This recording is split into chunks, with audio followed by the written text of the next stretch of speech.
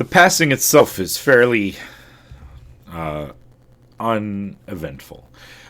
The ship sails on steady. The crew keeps a good look, and any minor gusts that the ship gets from the passing winds, they're able to easily manage and maneuver. As the evening starts to grow further along, the sun now kind of setting in the far distance into the mists far below. The crew will call out as you guys see here a large kind of cloud that you guys are heading towards and entering. The ship starting to kind of break in. The half-elven captain standing at the realms with kind of a burgundy, kind of reddish, dark hair, stands there and calls out, "Just so you all know, we are entering the clouds here. This is now officially the Baron's domain. Be on the lookout and be careful. Should be fine. I think they're expecting us." And you will enter the clouds, and you feel this kind of cool, damp air flow over you. The moisture from being within the clouds, being in this large patch of mist. The ship sliding in. The visibility here is very low. Only able to see what you would assume is a few feet, though it's hard to tell without light sources or depths or other objects to spot. As you move forward, growing as best as you can imagine, closer and closer to some point in the distance of your destination. None of you have been to this land, so none of you really know how far out this cloud layer goes. The captain seems to be sure and steady moving forward. What's everyone's passive perceptions? Unless you feel you're overly on edge and would like to make a roll itself. Yeah, I think Peo would. I'm only a 13. And when I hear that we're entering into the border area, whilst inquisitive and taking note of the situation around me, I'm not on edge. Just the natural level of, something new after the doldrums of the journey. Perfect. Rolled lower than my passive perception. That's always how it works. You using D&D Beyond? Yeah, I am. That tends to be my downfall too. Yeah. No problem. I think Peo would be paying more attention to the birds than anything else. Okay. I rolled a 10. Yeah. No problem. Use my passive perception of 13. Okay. All right. So you guys are all kind of just going with the flow. You're looking out, but it is tough. This is an unknown environment, unknown situation that you guys have been into. So yeah, I'm just trying to get this to work. As you guys are kind of there, all of a sudden you feel a slight bump on the ship itself. And if you look to the front of the boat, you will see a female now standing there, wearing kind of like a bronze breastplate with bits of bronze plating like attached on to certain vital areas. Kind of like a high neck collar on this bronze breastplate will protect there. She's not wearing a helmet, so you see the flowing blonde hair, kind of pale skin. She's got a crimson cloak flowing behind her, like dark slacks and a dark shirt underneath the bronze plating that covers her thighs, her shins, her chest. She has a like long skinny blade strapped onto her waist, and she's kind of like standing there, looking down on you. Welcome to the barony. Thank God, land. Oh. Almost. Very close. my ship here, and she gestures, and out of the mist, you see this kind of small, skinny ship. It's about half the size of the ship you guys are on itself, but you can see that it has a large harpoon gun, sort of like mounted on the fore of the ship, and you can see several figures like standing and manning different portions of this ship. And this woman stands there, her cape flapping behind her in this kind of breeze from being upon your ship. Will look down. We will escort you in, and as long as you do not vary or deviate, we will lead you to the public docking. Perfect. All right. It must be important. Get an escort, guys. Well, we wouldn't want any of the others to, think of you as lunch. Lunch. And then she just kind of steps back and floats up into the air, and then will kind of fly over to her other ship. Your captain does not look happy, but obviously is not going to make any maneuvers out of this position. So he kind of like watches the ship as it kind of moves forward and slightly in front of you and to the side. So you're kind of like in this little formation. As you go, you will spot a couple other dark shapes in the clouds, but nothing forms close enough to give you like a clear image of what it is that you're dealing with here. I'm going to head over to the captain in his position. And Captain, you've traveled here before? Only once or twice, my friend. And on those occasions were you given an escort? It is fairly common, as they're not fond of having visitors here. So if one comes, they usually will make their presence known early. And you docked at the same place both times that you came here? I believe so, yes. Yes, All the right, same well, spot. Let us know if it's not the same spot as before, please. Oh, but of course, yes. Thank you. And I'm going to sidle away, just like casual conversation, back to the front of the ship. Yeah.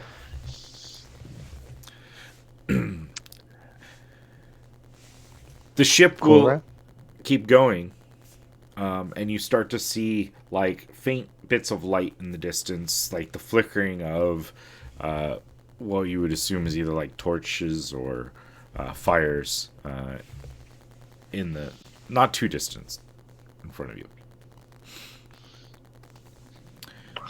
Slowly, these will grow closer and closer, and as you get in, you start to see a large stone, almost like what would be like a bridge, but it's designed to be a dock system. So it's a large stone outcropping that was built out like cobblestones and such, but in such a manner that is sticking off one side of the island to form kind of a very large dock system here. But it's only one large, long, skinny dock. With areas for a few ships to dock along this thing in different areas. You see now that the flames that you were seeing are two large bonfires built within a large stone structure, like a large brazier sort of thing with iron spikes kind of jutting out to maintain the logs within it, but acting as like a beacon for anyone coming in who wouldn't otherwise be able to see the dock very well. And it provides a bit of light upon this area. And your captain starts moving forward and shifting over. And you start spotting figures on this dock area, all dressed in dark clothes with crimson capes, different forms of military arms upon them. Some of them are in lighter armor, some of them in heavy armor. It doesn't seem like, besides the dark clothes, the crimson cape, and whatever metallic armor being more of a bronze color, they all seem to be able to have their own armor or their own style of things.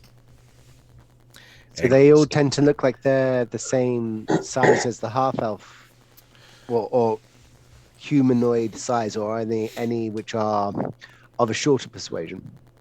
Um, most of them tend to be on the taller side. There are, you can spot a couple of dwarves, or at least from their body structure, dwarves. You don't see any halfling or gnome size or goblinoid creatures at the moment.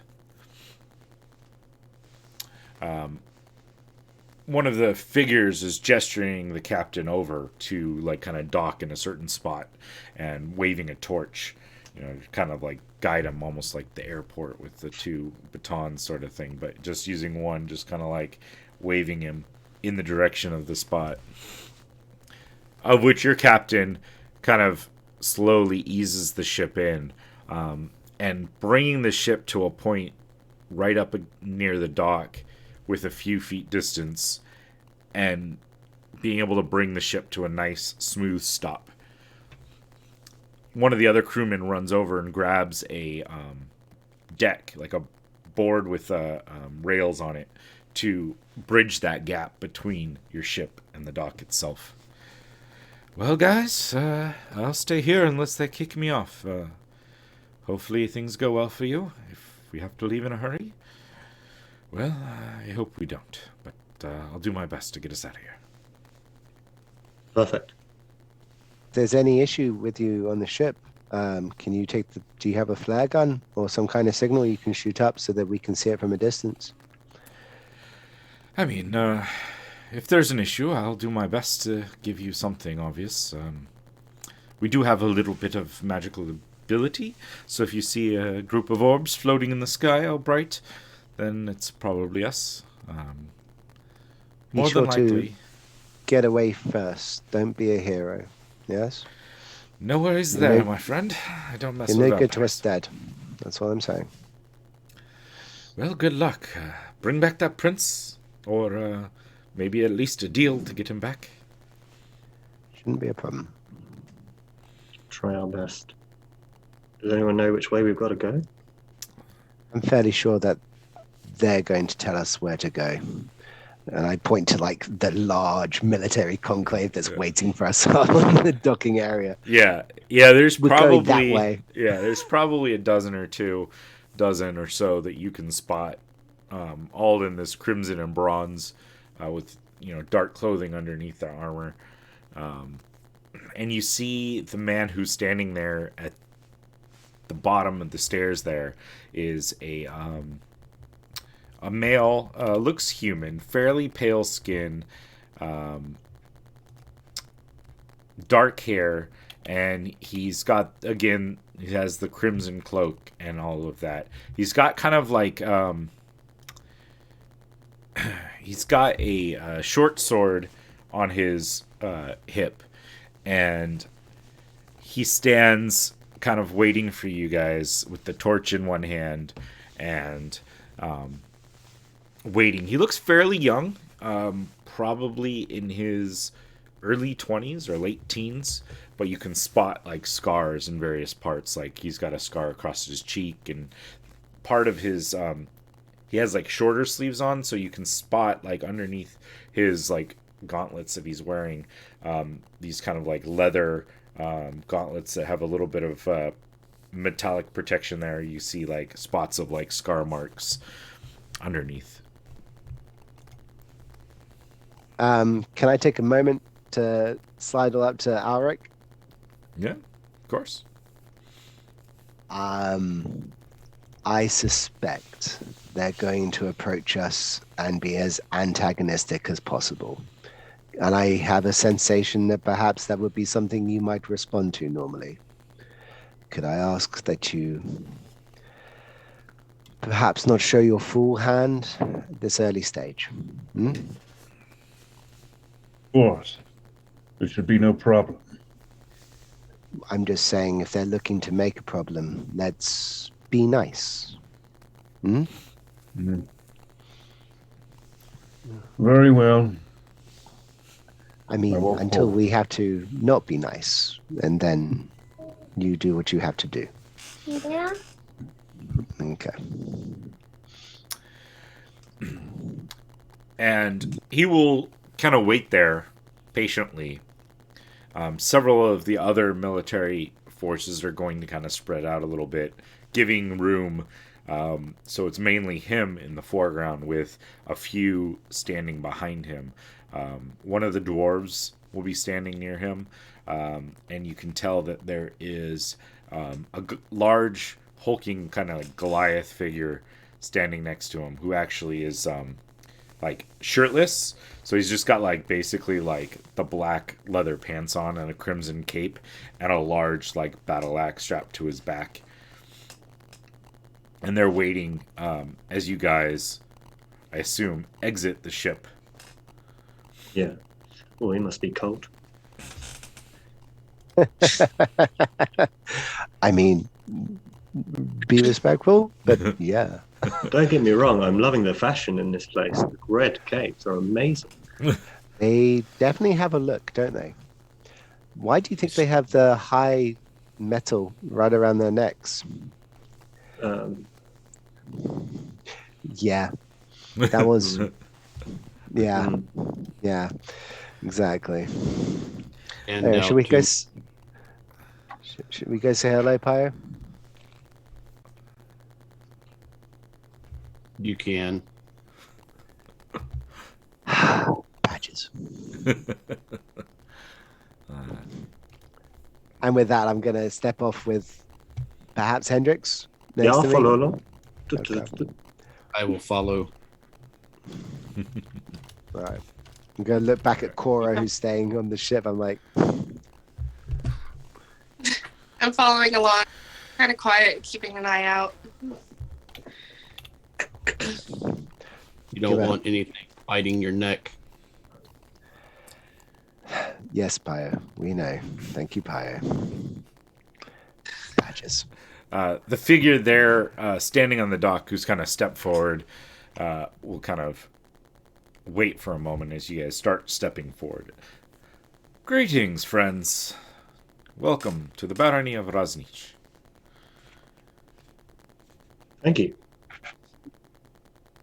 I have to ask though, the capes, is it like a mass deal? You go to one shop or do they get handed out? Kind of curious of buying one. Oh, well, you're welcome to earn one yourself if you'd like. We have positions in the guard. Ooh, Crimson Sentinels are always hiring. interesting. I'm sorry, I didn't catch your name, I am Sergeant Mikhail. Sergeant. It's a pleasure to meet you. Pleasure. And We you? are. Minnesota Loans.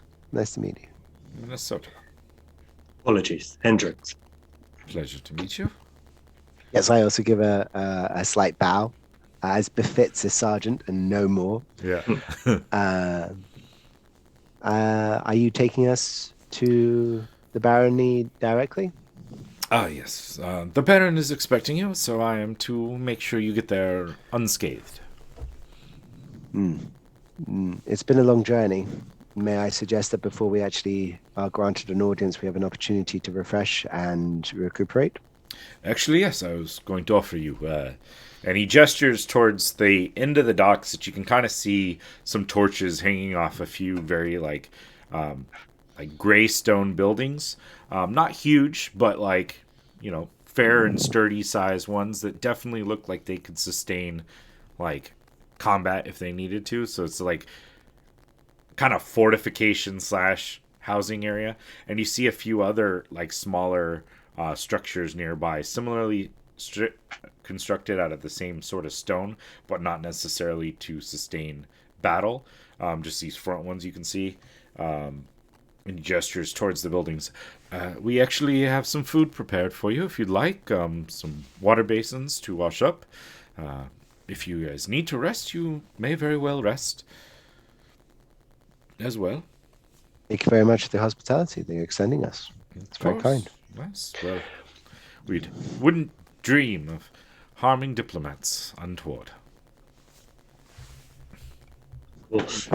Diplomats. Well, I mean, you were sent to speak with our Baron about an issue that your nation seems to have with something that's went on. Yes, that's definitely a a way to look at it. We will take you on your hospitality in this moment here.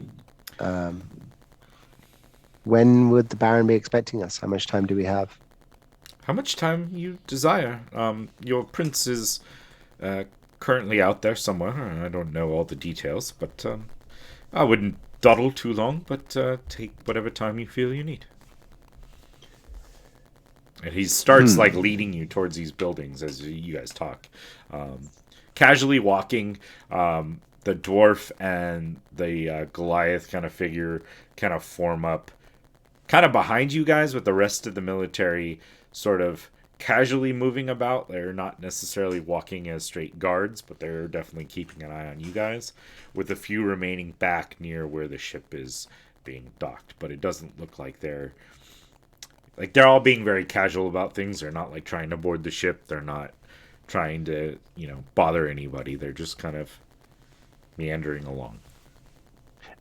Just to get a sense of the dimensions of the island that we're on, where the buildings that we're heading to, are we in a position where we can actually see where the Baron would be located from this position? Why don't you give me a perception check, and we'll see how far your eyes are able to pick up certain things. Okay, let's find out what kind of rolls I'm going to be doing today. I think Pio. 14. I think Pio would be surveying the land, looking for any possible dangers or any possible easy access, that kind of thing. All right. Feel free to tell me whatever you roll.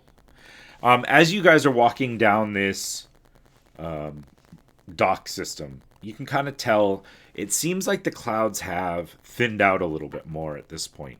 They're still like a low level kind of creeping over the ground, but as you see the mist of the clouds kind of settling a little bit more, the bright moon shines behind like a group of hills, and upon one of the hills you spot a large foreboding kind of structure, a dark stone castle that seems to be the largest thing in the land.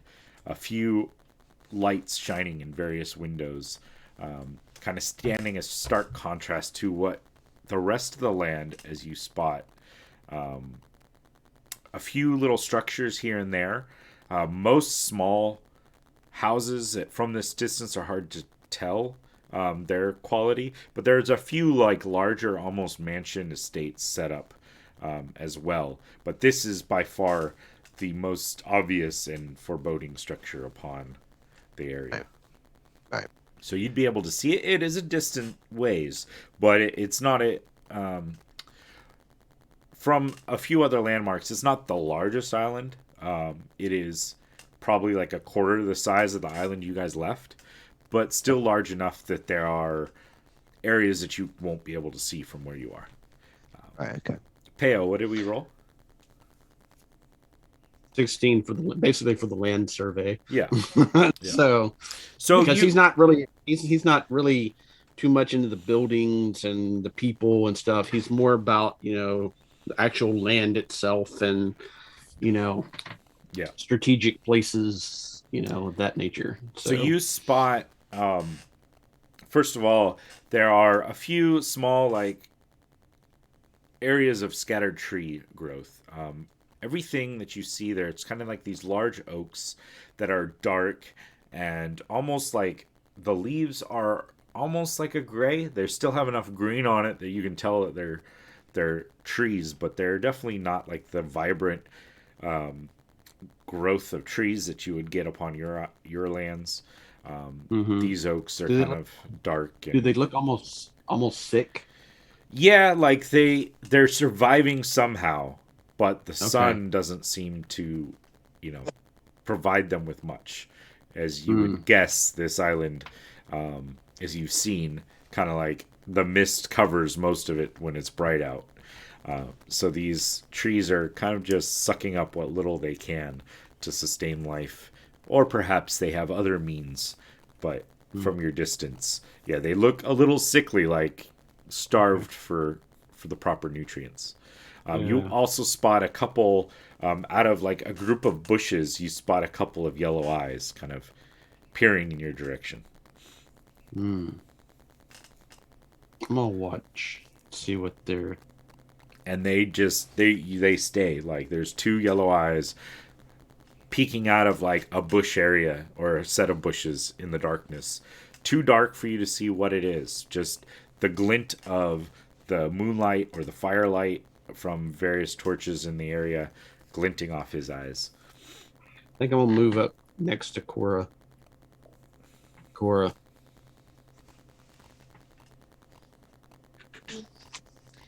I'm kind of watching the people around me, but I look up when you approach me, and I'm like, yeah. In the bushes. Yellow eyes. Staring back. Don't stare at them. Just casually look. We could be watched. Okay. This Can land I is sick. cast? Yeah.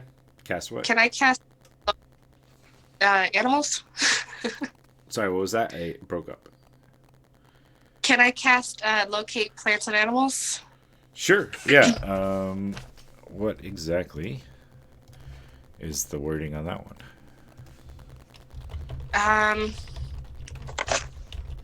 Yeah, David, real quick. Just double check too. All right. Locate plants or animals. So it says a specific kind of beast or plant, concentrating on the voice of nature, you would find it within 5 miles. So you'd have to know a specific one, kind of beast or plant. Okay. Oh. So I wouldn't be able to figure out what that is using that spell. Yeah, no, it doesn't seem like it. It would be more like if you knew a kind that you would expect to find, you could cast that and it would locate where it would be. Okay. Sorry. Okay. Just by the wording. No problem. If you wanted to still do it, because A, this is a one shot, and B, it's like, why not? I'm totally cool. I can give you information. Okay. So you send out your would I- senses. How is your what is your magic like, or what does it feel like as she casts a spell?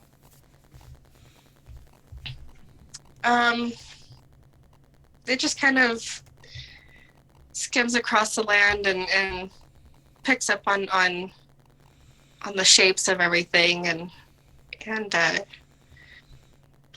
she doesn't get like exact pictures, just more a general idea.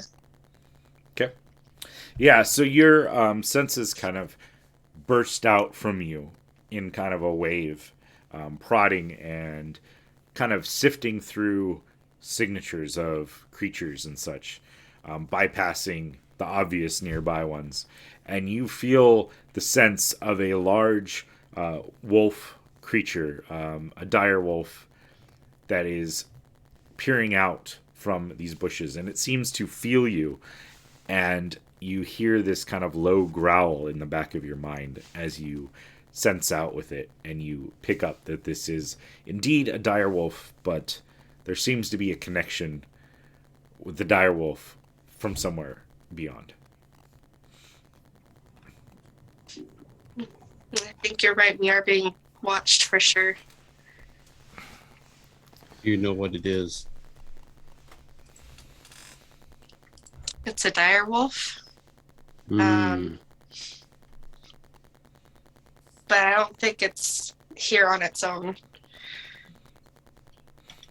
And as your guys start talking, the Goliath kind of steps up. Watch the magic, little ones.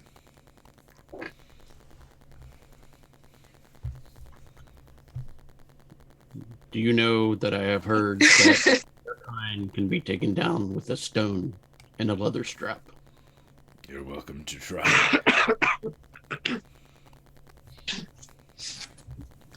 He smirks and like kind of reaches back towards his axe, just kind of like try it.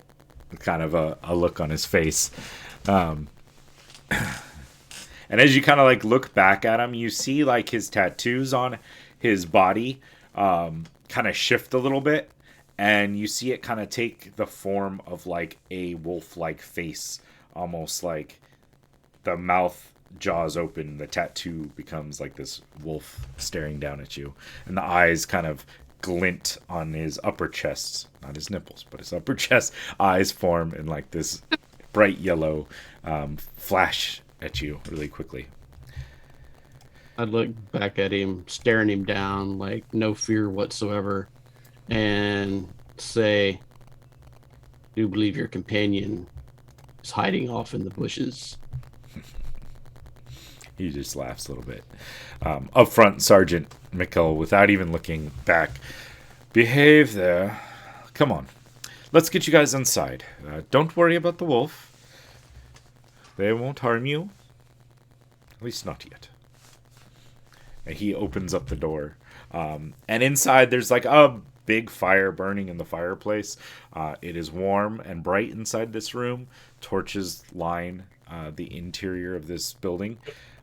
You can catch the scent of like freshly baked breads. There is it appears to be a roast, like a pork roast or something like this sitting out. Various vegetables are arrayed along it. There's a crystal like decanter filled with a dark red liquid. The sergeant will walk in. Come, join us. And he'll kind of hold the door open and gesture for you guys to enter. Thank you. Thank you. Of course. Go over to the fire and I take off my gloves and I warm my hands by the fire, resting there for a second. Thank you. That will be all right now. We'll send for you when we're ready to actually meet with the Baron. Very well. Very well. Any questions? I'll be outside. Certainly. There's a facility behind if you need to relieve yourself. Small, that door back there. Other than that, that's just basically a greeting house and a place to hold up if we need to. Well, thank you. As I say, we will speak with you shortly. But my colleagues and I, we do need a little moment to ourselves. I'm sure you understand. But of course. No issues here. I'll be outside. And he'll, Thank you. Once you have all entered, he'll step out and he'll pull the door shut. And there's like a locking mechanism on the inside of the door that you're welcome to utilize. Just like it's like a big bar that just like slides over and would lock into a spot. It's a heavy oaken door with a little like metallic like grating out of it that, you know, with the iron bars inside of it so that like you can look out and people could look in if they wanted to. But he will wander a little ways away. And kind of there's a building across this street from you, which is about 15-foot wide street area. Another building over there that's lit up as well. And he'll just kind of like lean back against that building if you're looking out and following him. And he pulls out like a dark stick from a pouch, and he'll put it to his mouth, and he'll pull out like a little device, and he'll light it up and just start slowly sucking on this like dark, like almost wooden looking stick. I'm going to go over to the door and I'm going to shut it, but I'm not going to lock it in any way, shape, or form. And I'm going to make it clear that that is not locked. I'm going to head over to where the food is. I'm going to point to it to the others and be like, anyone here able to check? There's also, just so that you guys know, there are a few windows that like look out of this building.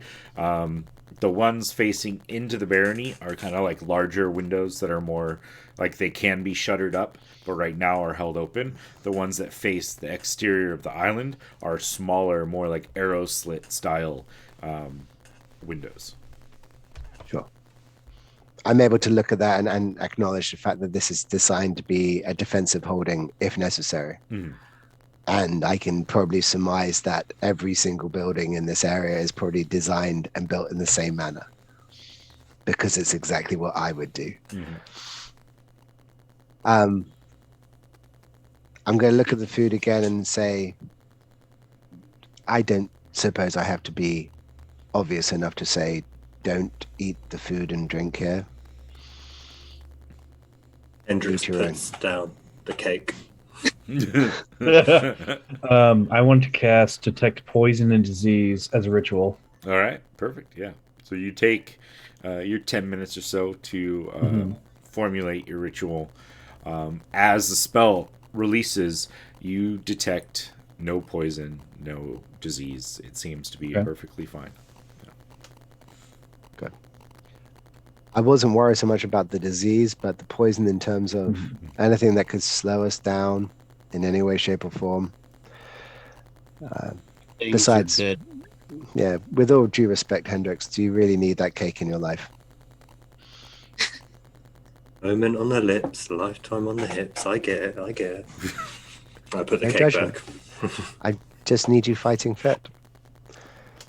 Of course. You're no good to us, Logie. All right. I'm going to take the time to check and make sure I've got my everything in order and I know where everything is, and just have a quick scrub down, wash my face, and just that's going to be what I'm going to be doing during that 10-minute ritual time period. Yeah, perfect. Yeah. There's like a small room attached to the back that he had pointed out that is a bathing kind of area. I mean, there's a basic toilet. There is a basin, wooden basin there that has water in it, and as you like touch it to like clean up, it is warm. Like the water is warm, not like boiling hot, but it is like comfortable warm. So like it's not like the frigid shock that a lot of like military structures, it seems to be like, if you visited many, that they don't take the time to worry about the comfort of the water that you're putting in. Okay. Am I whilst that's happening, then I will take a quick moment to consider the heating and the plumbing of the actual situation. Have a feel on the floor, see if there's a sensation of heating pipes, which are perhaps heating the floor at the same time. And if that's not the case, then my curiosity will be roused later on.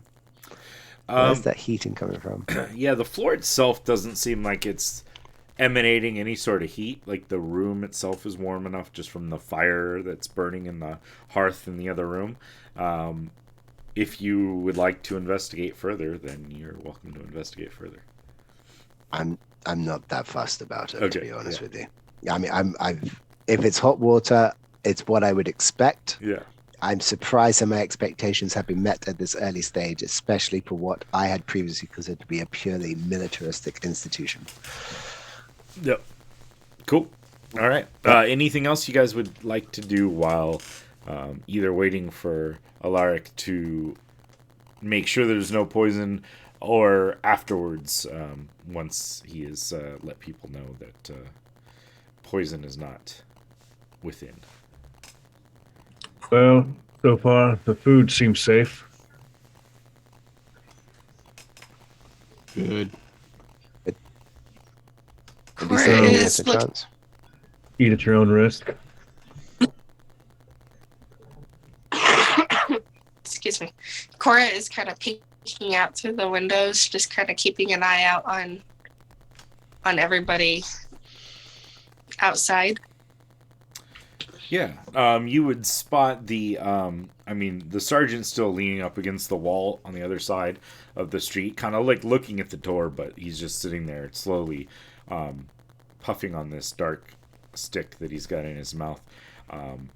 And you can hear, though, from your spot kind of peeking out, you can hear the Goliath and the dwarf that's kind of a little bit further up the road, like between you guys and the road that leads further into the land, but not far enough away that you can't hear him joking around. And the Goliath is, we got 5 gold. They don't touch the food at all. Yeah, I'll take that. I'll take it. Let's do it. And either way, we win. If they leave it, we get a nice meal. If they don't, I'm 5 gold richer.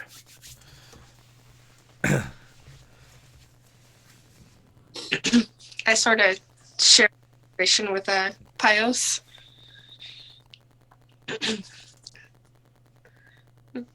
They've taken up bets to see food. Who is going to win if we take the food?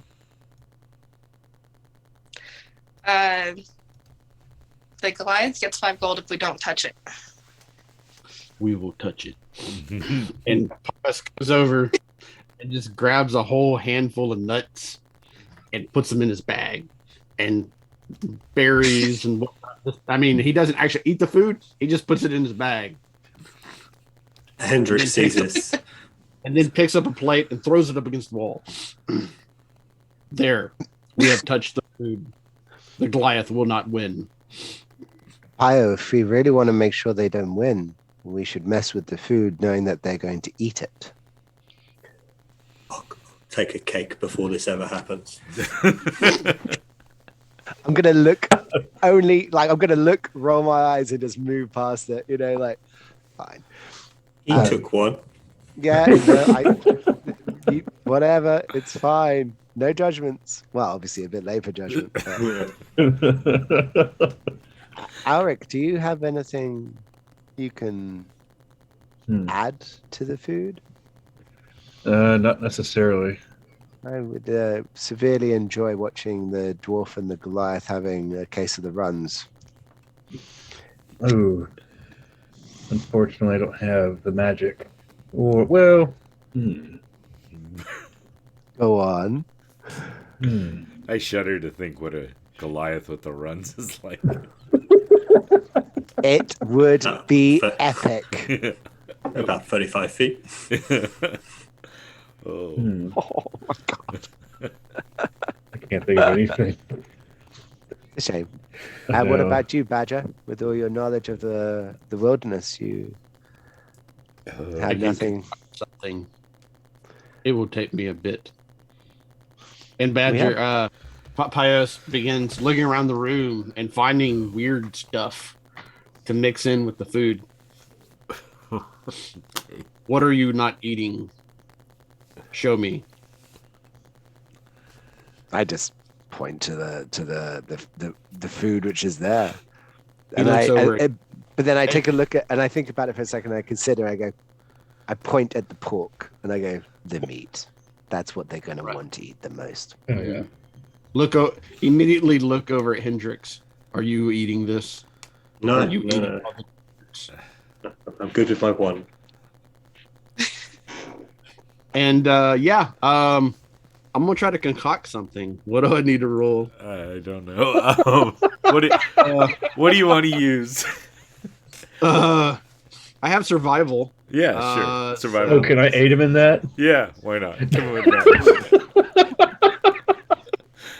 Whilst they're mean- doing that, I'm going to go over to the window, sheath in the door, looking over at the sergeant and be like, "We're going to be a little bit longer. Enjoy your whatever you're doing."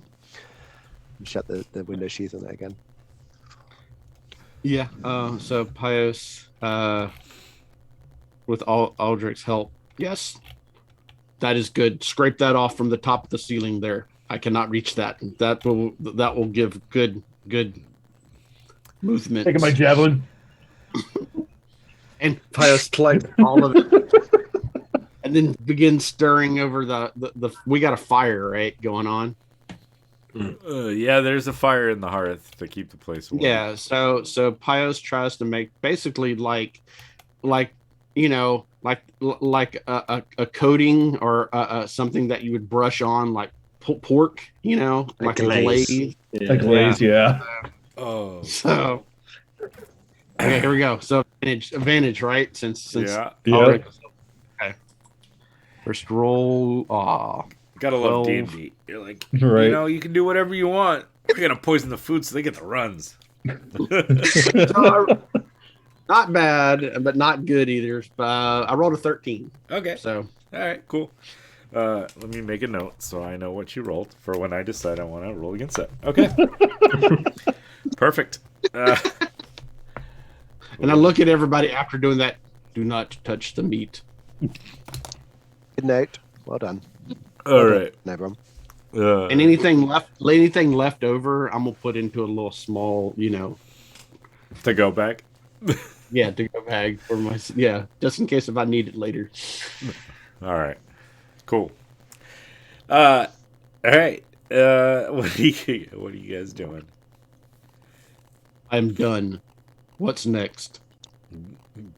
Believe we are ready. Shall we? Shall we meet this Baron? As I say that, I grab some more berries and throw them in my pouch. Oh, actually, that's a good shout. I will grab a handful of the berries and put them into one of my emptier pouches.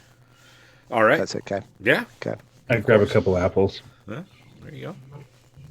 Or grabs stores them for later. Cool. Looks at Hendrix again. Do not touch the meat. Hendrix, out of sheer judgment, is not taking anything else but the cake. He's just like, Yeah. oh, I see how it is now. Okay, cool, no worries. Licks the ice in. Puts it back. All right. As the door swings open, like the dwarf and the Goliath will kind of quiet down, and they turn to kind of like face the direction. The sergeant's still sitting there. Takes one long like drag on the stick, and he'll like pull it down, and he'll like snuff it out on the bottom of his shoe. Like he lifts up one foot and like taps it out, and then takes it, just double checks it, and then sticks it back in a pouch on his belt. Well, you guys ready? That was good. We have better. You have better? Better food? Maybe. I found the food here always quite filling and good, but Perhaps you should come to our island one day and experience our culinary delights. perhaps I shall. You're When this is inviting all me over, over? we would be glad to extend an opportunity to you. Maybe not an invitation. I know how some people would like that a bit more than others. Oh, well, you know, whatever. When I was a boy, we didn't have much. That's one reason I'm here. How did you find yourself a sergeant, though? You must have risen up in the ranks to be one. With respect, you appear to be quite young. Well, you know, I started fairly young, I suppose. I became a Crimson Sentinel when I was 10 or 11. Something like that, I don't know. Been here And how old are you now? somewhere in my 20s, I believe. We don't put much on birthdays. My commanders, my masters, however you guys call them, the lords of this land don't really age. So they don't really put much stock in that. And being a servant of theirs, I suppose I just let it be. It's not that important. And they're good to you, these masters? Well, of course they are. You just said you're a sergeant before you were nothing. Yeah, it's something. And he starts walking with you guys. I mean, I grew up in a small area, small community, not much food, not much to have at all. And they came and offered to take care of my family, make sure they'd never be hungry again. So here I am. I just kind of scoffs at that underneath his breath. And how long did they expect you to serve for? At this point, where else am I going to go? When you've been a member of the Crimson Sentinels, you've done the things I ask you to do, you've seen things that most people would not understand and not be able to fathom. No one's really looking to accept you in open arms into their society. Still, though, you must yearn to want to relax, retire at some point. You can't expect to do this till you fall, do you? I've got a little while longer, and who knows? We'll see. To be honest, many of us don't live super long. Some are promoted, I suppose you say, to be able to enjoy their lives as long as they desire. I am intrigued by the notion of someone so young saying that your position is now fixed based on what you have done. You would be surprised at the opportunities that are available to those with ability and spirit. So consider you have options. We're a friendly nation, as you have the opportunity to find out today. Sergeant Jabek, we are here on a mission of diplomacy. If that would run to an exchange program where such as yourselves would actually want to see what life is like on a different island, maybe that would be something that would be beneficial to your masters as well. Well, perhaps you can speak to the Baron yourself about it. That is where we're going. He gestures towards the large, castle up ahead, on the top of the nearest hill, and he's kind of slowly leading you up there, and you guys can spot the wolf that you had spotted earlier, kind of wandering back and forth across the trail, far in front of you guys, every now and then looking back, but making its way towards the castle as well. As we're following him, with that last statement he mentioned, I want to cast Divine Sense. Okay. What's the overall range of Divine Sense? 60 feet. All right. And that's undead, Celestial, Fiend. Okay. Within 60 feet, you do not sense any. Okay. These particular members of their society are alive mortal beings. Mm-hmm. Okay. And he will kind of continue up. You say these things too. You say that people would accept you, but I don't know. I've many times thought to go back and see my sister, but I don't believe she could accept me or forgive me for the things I've done, even if it were for her survival. Forgiveness has to come from within first. And I say that I'm nothing more than a clerk, nothing more than a secretary. But I still find myself sent on diplomatic opportunities because my heart is good and I know where I will be. Certainly not a warrior as yourself, but consider your position. That's all I will say. And as for your sister, for all you know, she's been mourning your loss the entire time you've been gone. Perhaps. Perhaps indeed. And perhaps much of it is, like you say, forgiveness must come first from within.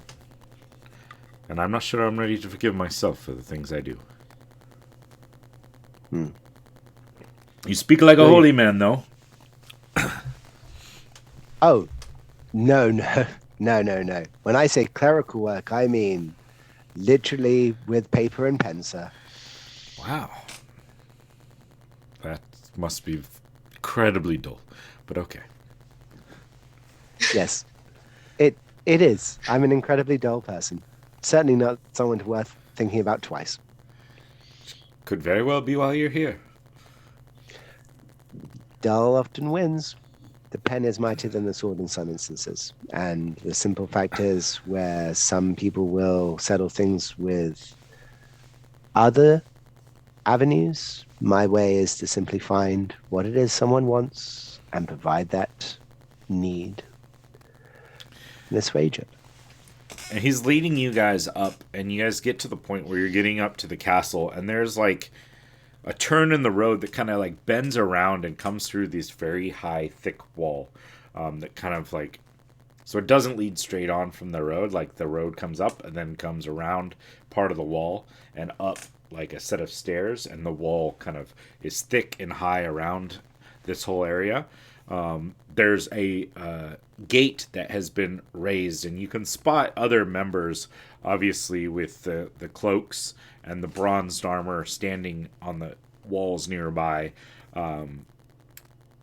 and the pathway kind of leads up, and there's almost like a courtyard here between two large walls with no doors that lead out of it other than the entryway.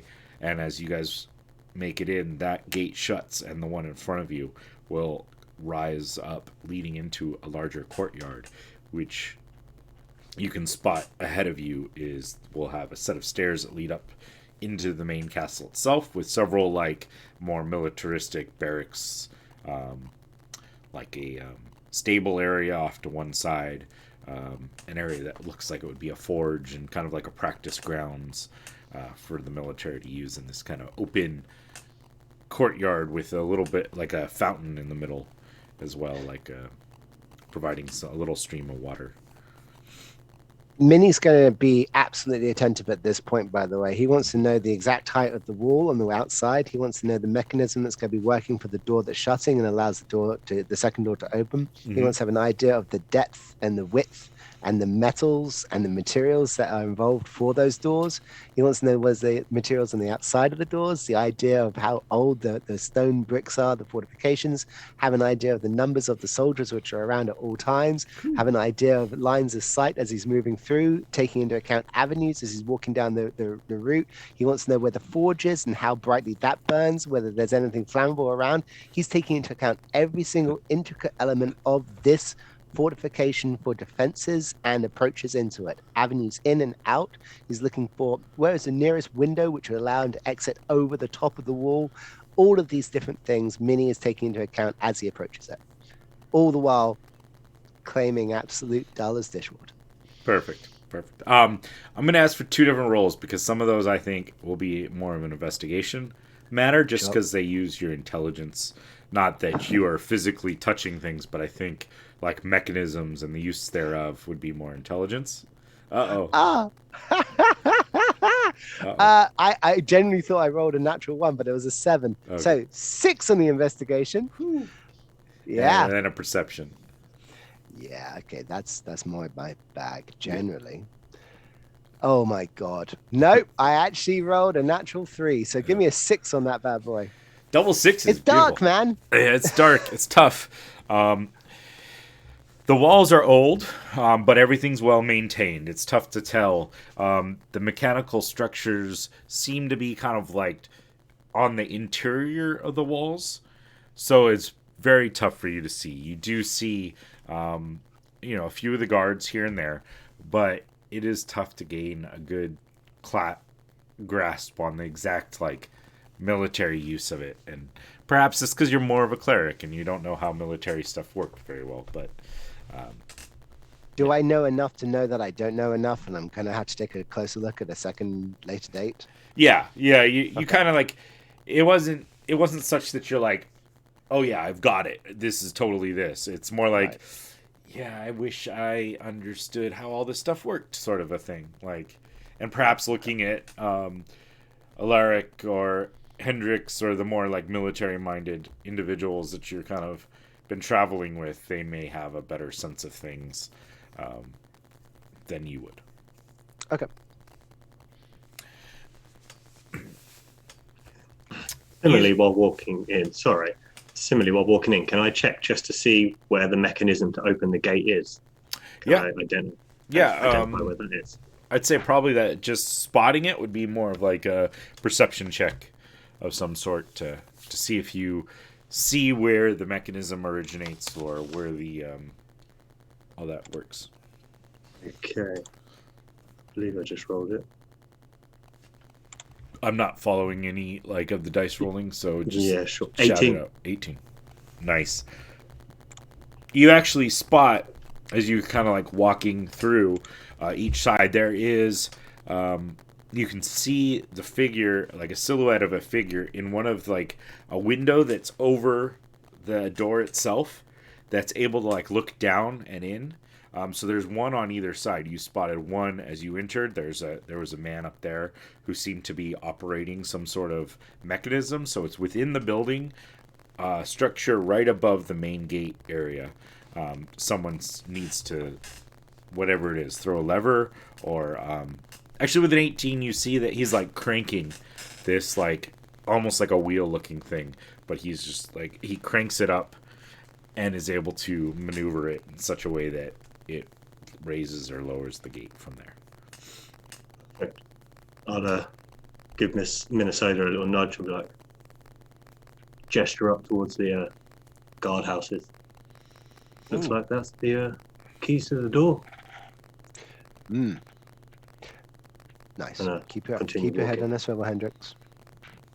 Very nice. Nice work. Sergeant will continue to lead you on. The courtyard itself at the moment seems to be fairly devoid of activity, but there are lights that you can see in the castle ahead of you. The forge lays cold and quiet at the moment. All you do is you see people on the walls in various spots. The more perceptive of you probably spot a figure like crouched upon like one of the high roofs, looking down upon you guys, cape flowing in the night. Sergeant will push open these large double doors that lead into the castle itself. They are heavy oak doors, and they seem to be like chiseled in with images of like mounted knights, but all of them seem to have like sharp canine teeth, like a moon kind of structured into the door. And then it seems like on one side it's these knights that are mounted charging down, and on the other side you see images of like demonic figures that are chiseled into that side that are being like run down by the knights themselves. And Sergeant pushes the door open and starts leading in into the castle. And the front entryway, there's kind of like a long walkway, and then kind of there's an opening area with stairs that will lead up. The carpets in this area are like a crimson color with like bronze like bordering on it, with a couple of just like filigree sort of symbols built into it. But he passes these and starts heading in. There's another set of double doors ahead of there, and he'll push those open, and you will find yourself in a room that has like marbled floors, with it's like white marble with like the gold kind of streaks kind of going through the marble areas, large white marble pillars, a huge like kind of square shaped pool of water lying still in the very middle of the room. Further on, there's a set of stairs that lead up to two thrones upon there, of which one is sitting a man who looks to probably be in his like mid to late 30s, a little bit of like gray kind of like running through his goatee, but he's got like a full goatee, short cropped hair. He is wearing currently kind of like a suit sort of thing, so it's like a high collared, no like collarless style, but like goes up high, with bronze buttons going down it. It is a dark color, with he's got a crimson cape as well, but it's far more ornate with like silver trim on the outside of the cape. And he's kind of like lounging in the main chair, and next to him is what would look like a beautiful elven woman, in white and kind of like silver dress. And she has fairly pale skin, like blonde hair, and they're both kind of like lounging there, and they have goblets in their hands. And you see other individuals like lining the sides of this kind of courtroom, and they have kind of scooted off to the side as Sergeant McHale leads you in and past like this large water area and around it, and he starts walking towards the front. Are we introduced as we enter?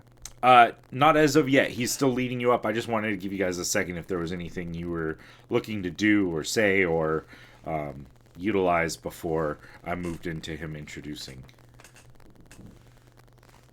Room is grand. I'm looking for. I'm just looking straight at the head, the king. Just trying to engage him in pure eye contact from the moment that we enter. And as soon as I gain that, I'm going to look away, either to the ground or just in a direction that's not to another person. And then spend the rest of that journey looking at that fixed point on that ground. All right. For those of you kind of like looking around, as you like look up in the center, right above this pool of water, there's a like, it goes up probably about 50 feet up above you, this large like cathedral ceiling for this room, and there's a large dome there that allows you to see kind of like starlight and moonlight kind of gleam in from this portion of the room, kind of illuminating this room in a dull glow. There's also surrounding kind of this court area, there are these kind of a light blue flame that is burning on a lot of these different sconces, giving enough light for everyone to kind of see without any difficulty, even for those of you that can't see in the dark itself. Sergeant walks forward. Baron, may it be my honor to introduce you. And he kind of gives a bow to the Baron, and then while he's still bowed down to the Baron, he kind of shifts his head and nods towards the woman there. These are the emissaries from the Letong. They seem to be coming about a prince.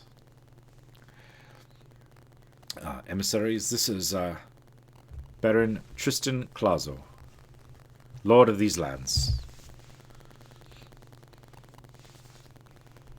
Welcome. Welcome all. Greetings. I am so glad you made the trip. We get so few visitors. Willingly, anyways. Yes, thank you for having us. We come as a voice of our kingdom, and as such, we would consider ourselves as nothing more than manifestations of that kingdom. I'm sure you understand what I say when I say that. It just saves a lot of time down the road if we remember that at the forefront. You have a beautiful island, and you have been most courteous to us upon our arrival. Thank you for the food and the opportunity to wash up after the journey. Of course. So few actually want to take advantage of such things, but I figure you can't stop offering. That would be very rude, wouldn't it? It would. And people seem to forget courtesy, especially in times of stress or drama. Perhaps we can avoid both of those things on this occasion. Sounds perfect. So, do you guys need anything? Wine or food? I mean, we offered before, but again, must offer courtesy and all. I look at the rest of the group like, no, we're fine. Fair We're enough. And he takes a long, slow drink of from his goblet.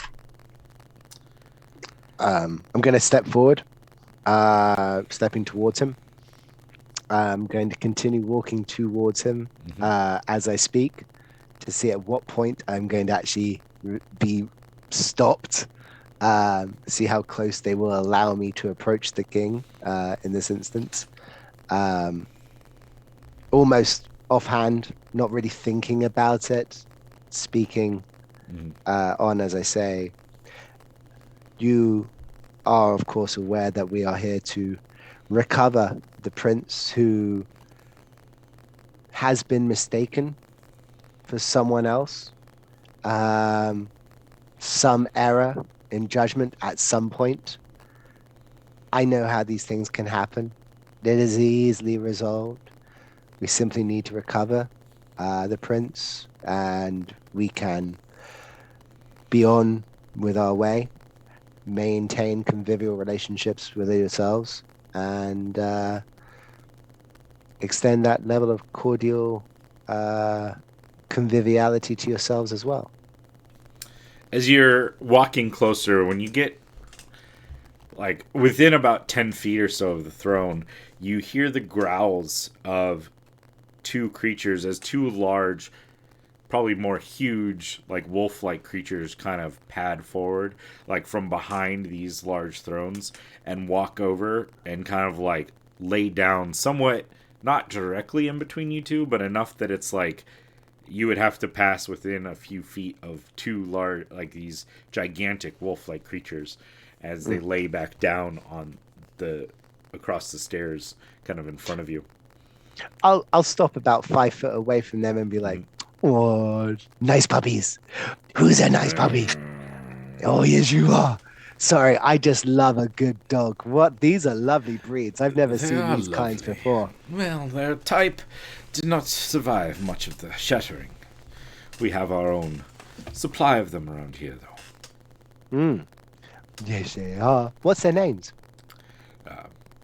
Brutus here, on the right, and that is Sandra over there.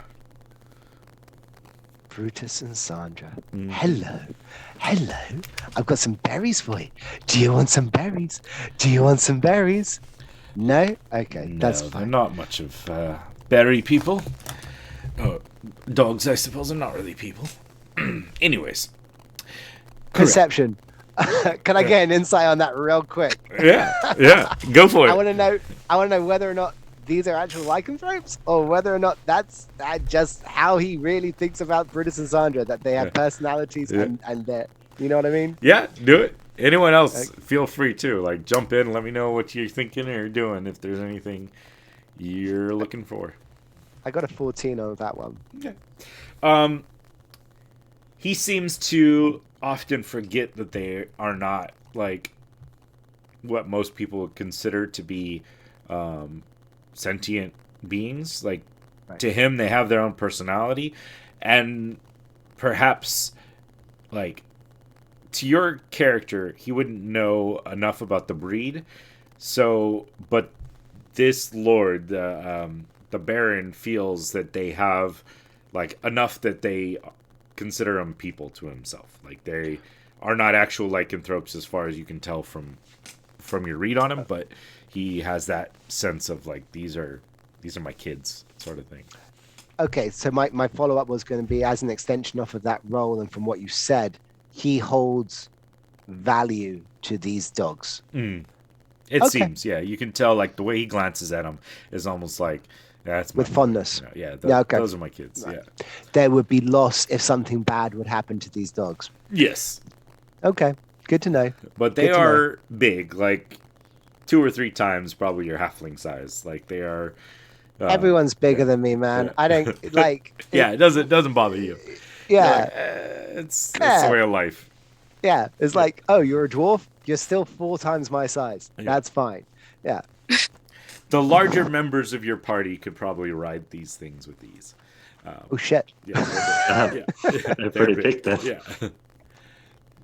Yeah. Well, anyways, let us get to the crux of the matter then. It does not seem like you really want to waste as much time bandying pretty words and wasting moments of compliments of Immediately you hear from the back, no.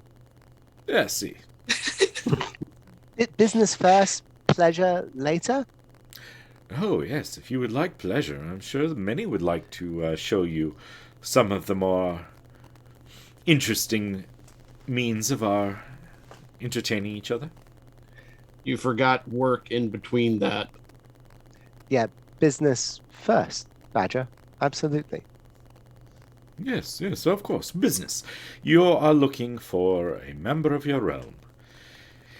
What did he scream his name was several times? Prince something. And he just kind of like sits there almost like didn't really matter to him that much. Like, he's just like, he said his name. And the woman next to him kind of like leans over. Prince Spiros, darling, Prince Spiros. Ah, yes.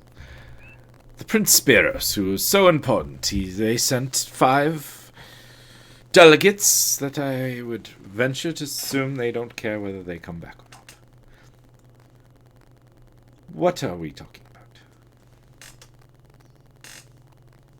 You would like him back, yes? Absolutely.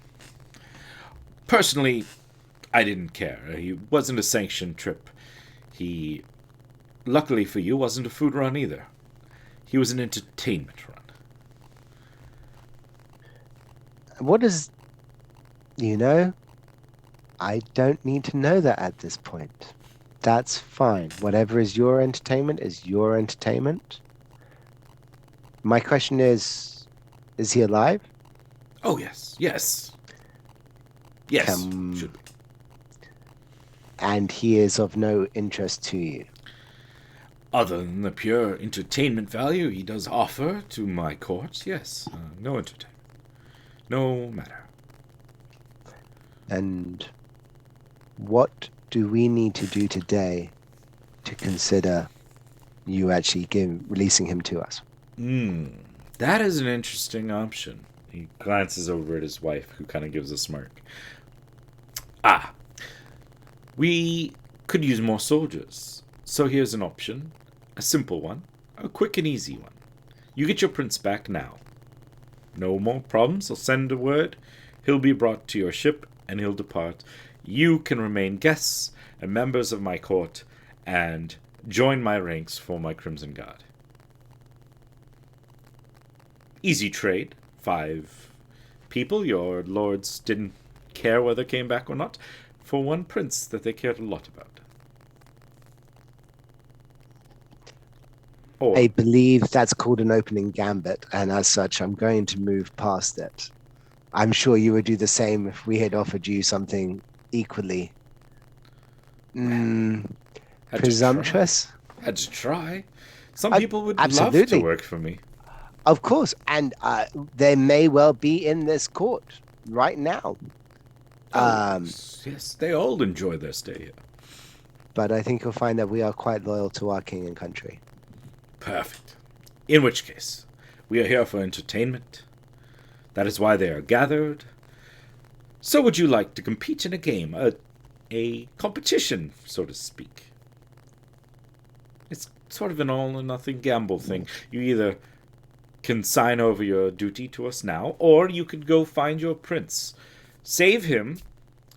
You'll be allowed to leave after that. No more harassment. Take him on your boat and go.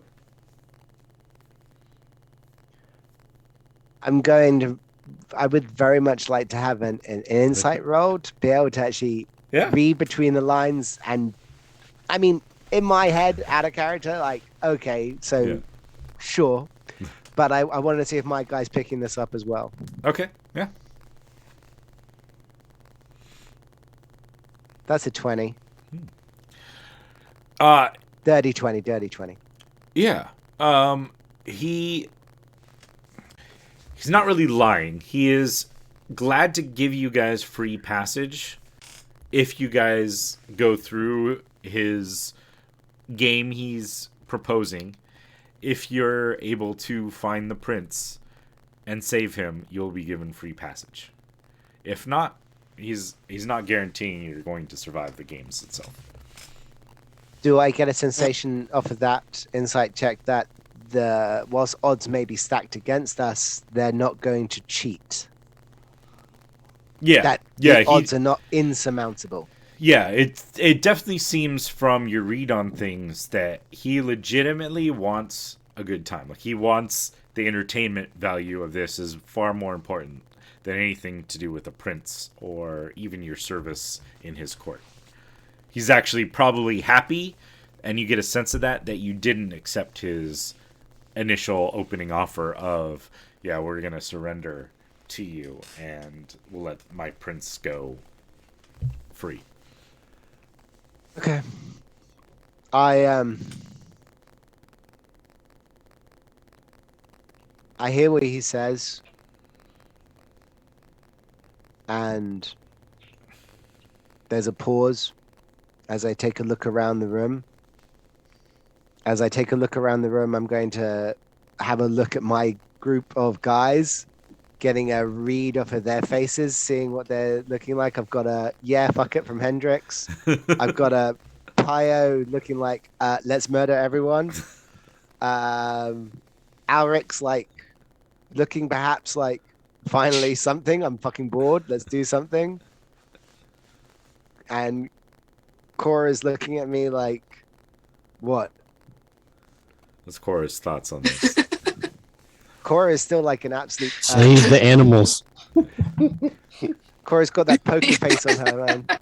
I can never read my own kind.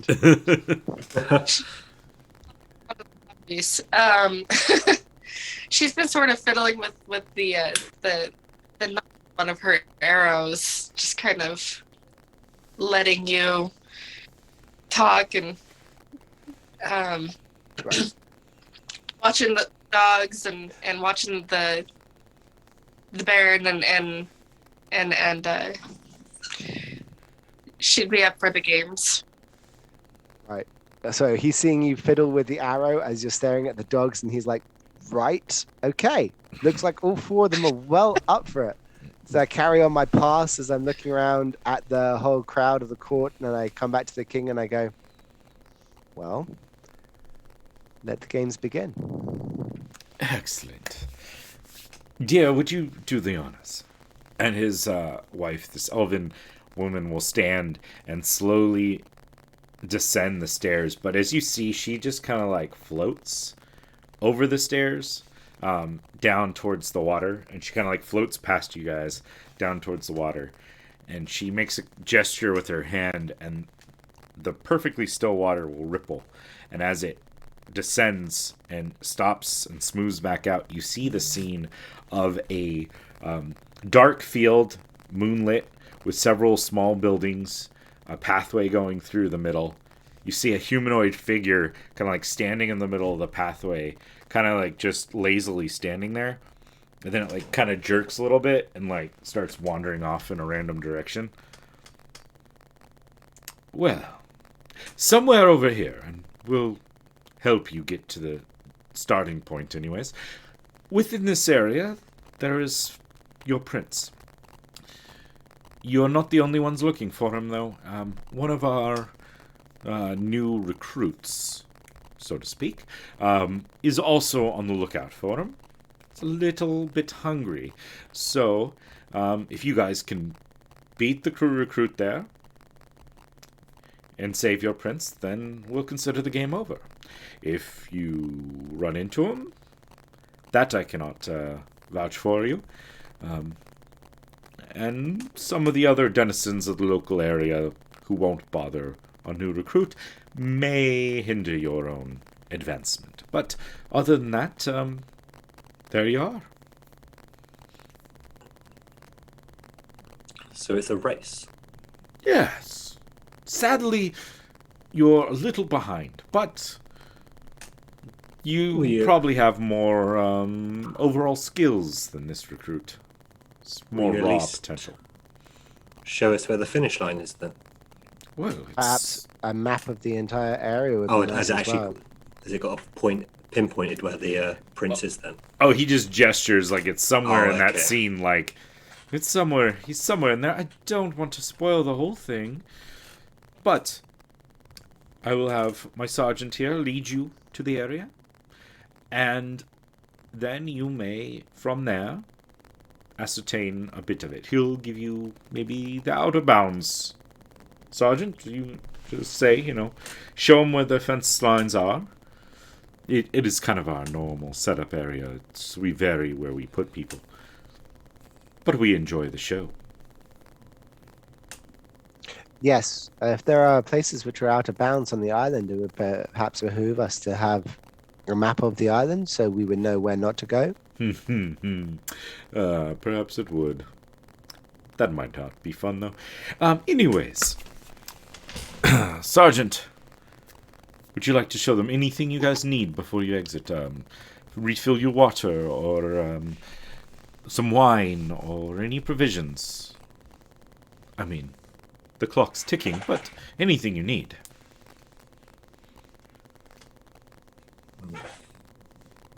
I'm pretty certain. I All right.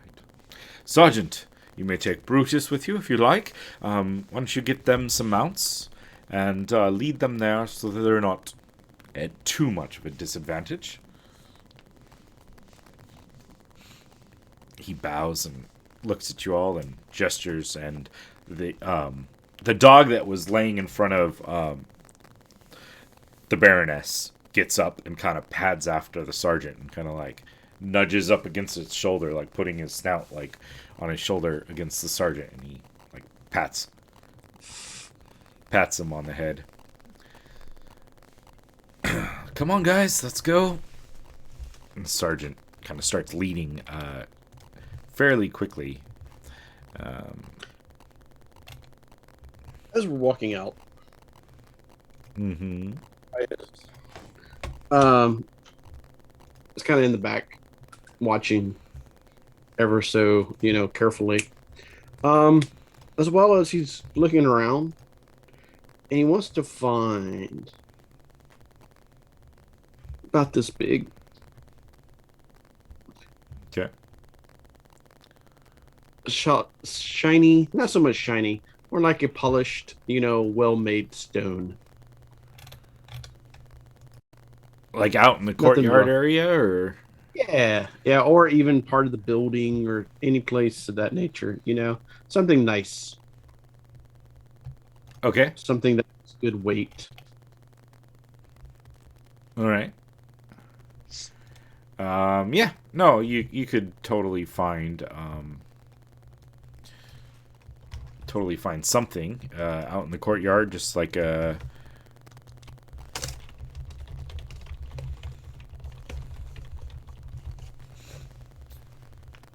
He picks it up, Yeah. puts it in his pouch, No problem. eyeballs the Goliath when doing so. He just kind of smirks.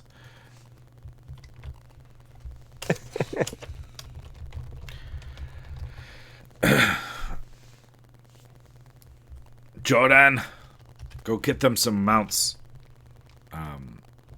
Sergeant McKell kind of shouts over to the Goliath as they get closer, and the Goliath like kind of rushes off over to the stable area. And he opens several doors, and he comes out leading 5 skeletal horses. Some of them still with kind of like flesh, kind of like hanging off in areas. They all have saddles upon them, with like the crimson, like for whatever reason they still have like the saddle blankets on them, even though they're like skeletal horses. And so he leads them out to you, and the sergeant will grab hold of like a tuft of Brutus's hair, and the dog will kind of like crouch down, and he'll swing up on top of the wolf. Look to the rest of you. Whenever you're ready, let's go. Look These at things- Cora. I told you this place was dead. Yeah, they poor horses look like they could use a little hay. Like you can literally see portions of their bones and stuff, like just obviously not alive at any point I recently. think they're going to need a bit more than hay. Probably. Saves on logistics, the sergeant calls as the Brutus kind of like pads over a little bit closer. Besides, they don't shrink back when Brutus or Sandra or any of the other pets are around. Well, Yeah. Well, shall we? Indeed. I'll try and mount the horse, being quite cautious, believing that it's decaying. It might fall apart, gentle as I get on, Yeah. before I'm comfortable on it. At first, yeah, it feels a little weird. Like you can almost hear like the creaking of bones and such as you kind of mount up. But whatever magics are sustaining them are stronger than the weight that you present. Mikhail will kind of like lead back out the way you guys came in. But this time he's going to kind of skirt around around the backside of the castle and kind of like over the hill area with you guys behind, and he'll stop every now and then, just kind of like glance back and wait for the horses to catch up as they plod along a little bit slower than this wolf kind of wants to run ahead. How smooth is the ride? It's not bad. I mean, it's not as smooth as like a living horse. It's a little bit more like jolted, like not quite as smooth or fluid as a living creature's motions would be. But the first beginning of it is paved area. Like there's like cobblestone that's been smoothed over centuries of time. So very smooth, perfectly well kept pathway. But then Mikkel stops like up on a grassy hill that leads up, and that part's a little bit rougher as the horses have to plod along through like dirt and avoid stumps and small brush. Okay. Are you going to be with us throughout the entire game? Oh no, I I don't play. I'll lead you to the front. I'll show you where the walls are and point you in the right direction. Okay. And you enjoy this game? Hell no. You think this game is appropriate? You're a warrior. You're used to actually fighting someone on the field of battle. You think this is acceptable? This is what it is. I've done worse. I've seen worse. You're lucky you even get a chance. They don't care if your nation is upset at them. No one's going to invade. They're lucky my Baron gives a chance.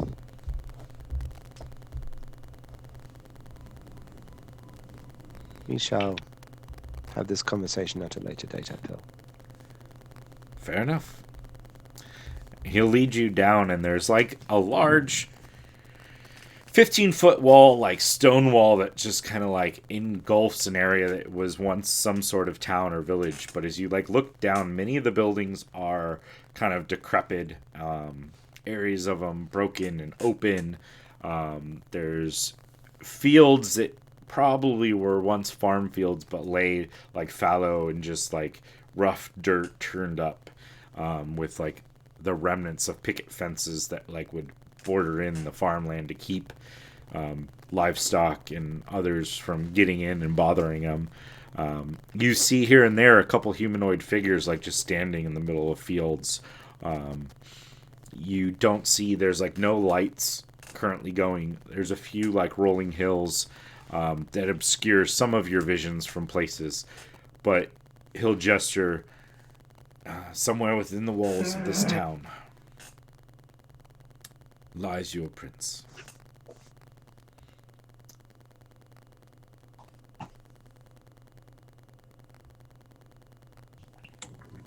Well, thanks for your help. Very well. Good luck. Any advice before we set out? Well, I mean, more than likely they don't hide them in the front few buildings. Otherwise, the other thing would have already finished it. Anything you encounter between here and there that's not your prince, I would probably assume is not worth bandying words with. Thank you for the advice. Any of you with skills, maybe you can track or see if you can spot anything that would lead you in the right direction. If the prior participant has already passed that area, they would have had to start from here as well.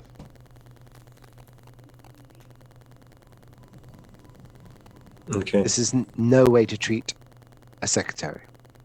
Good day, sir. I've never had a secretary, but okay. And he like turns, and Brutus will pad away from you guys. But you can see him on like further up the hill, like back towards the castle a little bit, but him and Brutus kind of like mounted up there looking down at you guys. As I go past, can I take a smear of that berry juice which is in my pocket and just slap the rump of Brutus as it goes past, going, "Have a good day, puppy." Sure, yeah. It doesn't really react. Like, it is well enough trained that it doesn't turn and try to snap your hand off. But That's fine. I'm gonna turn to Cora and say, mark that berry juice. Next time you want to actually look for a particular plant, we can actually see where that one is if it's near us. Yes? It might be useful for a beacon. So mark it well. It's a good idea. that's cool. I love it. All right. Nice. I love good ideas, Cora. You'll learn that. And what all would you guys like to do? Immediately, Pius jumps off the decay and begins scouring the area, All right. trying to find any tracks whatsoever. Survival check for anyone willing, or if you'd like to give advantage. Anybody? Yeah. 20. Yeah. Are we rolling separately or giving advantage to each other? Well, if there's more than one trying, let's go ahead and everyone can roll on their own for either survival, or if they want to use some other sense, like a perception or investigation, if they feel that there's something in particular that they are looking for. And I pull out my familiar Daisy and have it fly up and just circle the area, just trying to get a survey of the land, see if there's any, I don't know, smoke in the distance or burned down rubble, etc. Perfect. Getting an idea of what's out there. Yep. Yeah, once you have Daisy's perception, or however that works with your familiar, unless you're using your own eyes through her, I will take a moment to switch out and look through her eyes. which I believe she gets advantage on perception checks using vision, I think. Correct. So, go for it. 22 Ooh, and an 18, so 22. All right. Everyone else? I rolled an 18 for my survival. Okay. I'm going to I proclaim rolled a- loudly, this is not my bag at all. And I would then try and think in terms of, if I was a noble who had been just sent out at the start of the game to run away, where would I run to? And try and think like the prince would think.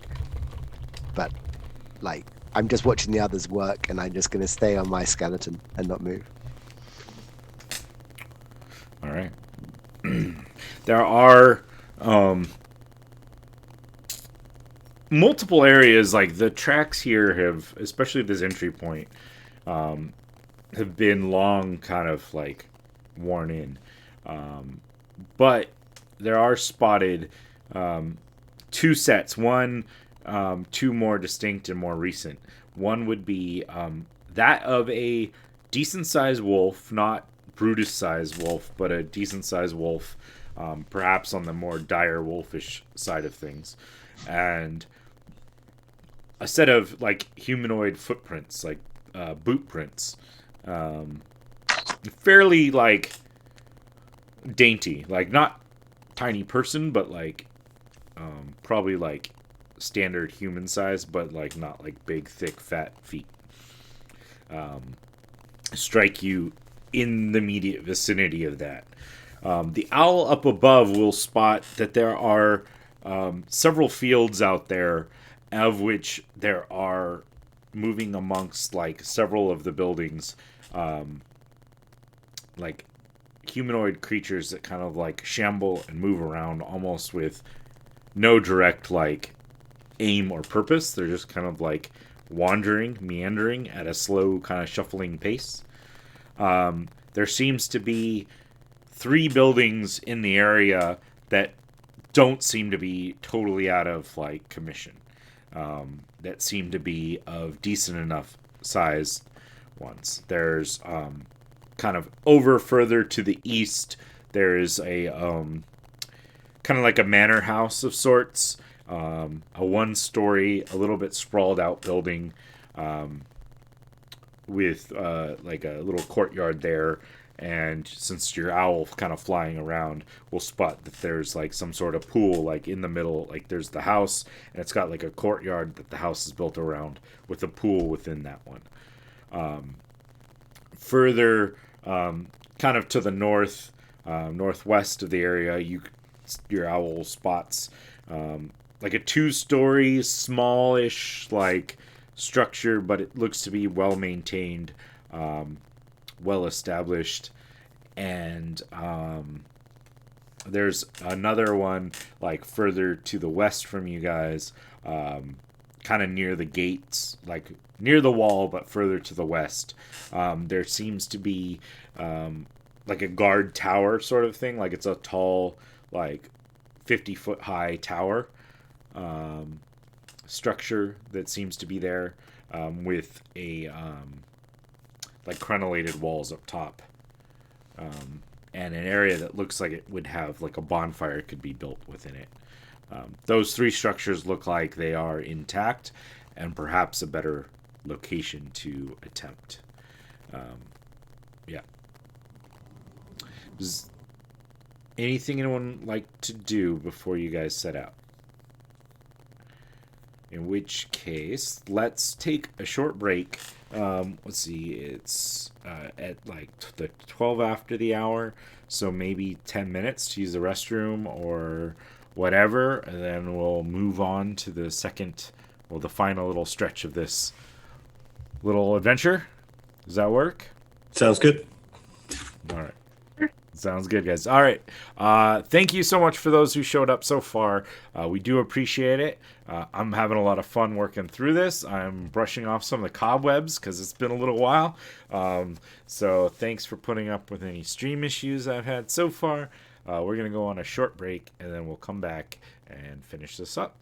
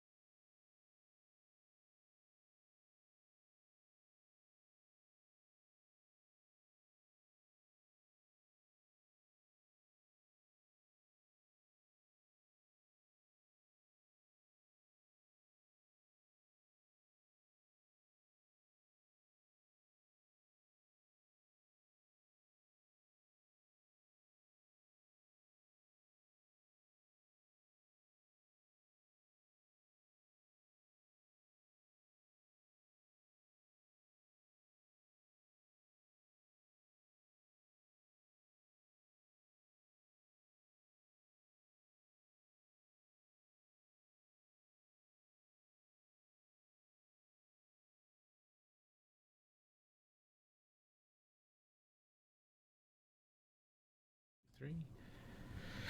Welcome back, guys. Thank you so much. Thank you for those joining us. We have Shadow Soldier PR in the chat, who's granted advantage to the next person rolling a skill or attack. So that's out there. It's another thing if you join us live on our Twitch channel.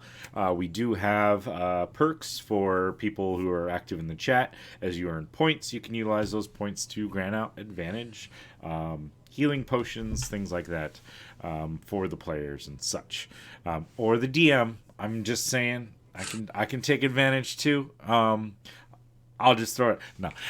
Anyways, thank you for joining us now. If you are seeing this live, then in about 5 hours, Dave's going to be running another game, which I'll be playing in, along with some other amazing members of the Fire XP Guild. So join us for the Vagrant Vigilantes then. I'm going to enjoy playing Vought, the not too bright barbarian frog person. But yeah, anyways. And after that, I'm going to take a long nap. Long day for us, yeah. Been Long 2 days. Yeah. Oh, that's right. You ran a game yesterday too. Last night. Yeah. And you can catch all those eventually on our YouTube channel. Some faster than others. This one and Vagrant Vigilantes, I'm going to try to get up like ASAP. Probably try to get Vagrant Vigilantes up by the next Monday. So And Unsealed Expectations is coming. I am new to the whole editing thing, so I'm making please Dave bear edit with me. that himself. So, haha. Yeah. All right, guys, let's get back in. When we left off, the group had just gathered a few clues as to the possible location of the prince. And up on the hill a little bit further away is Sergeant Mikkel and Brutus watching from a distance, just to ensure that they're not randomly wandering in places that they shouldn't be. As they're going about, what, if anything, are we working on?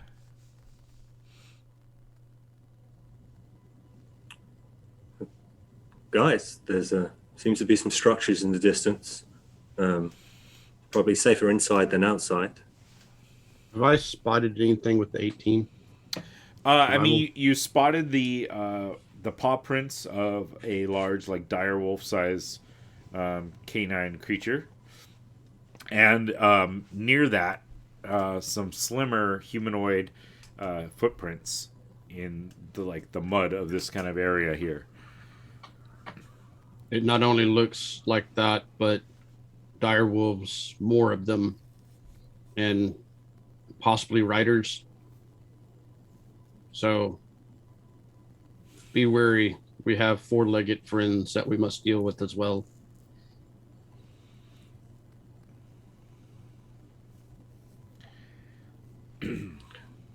Let us shall go. we?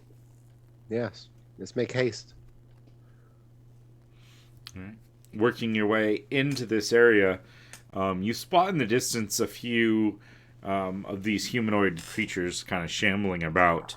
How are we proceeding? Are we riding the horses? Are you trying to move more stealthy? Are you just kind of trying to rush to the structures? What?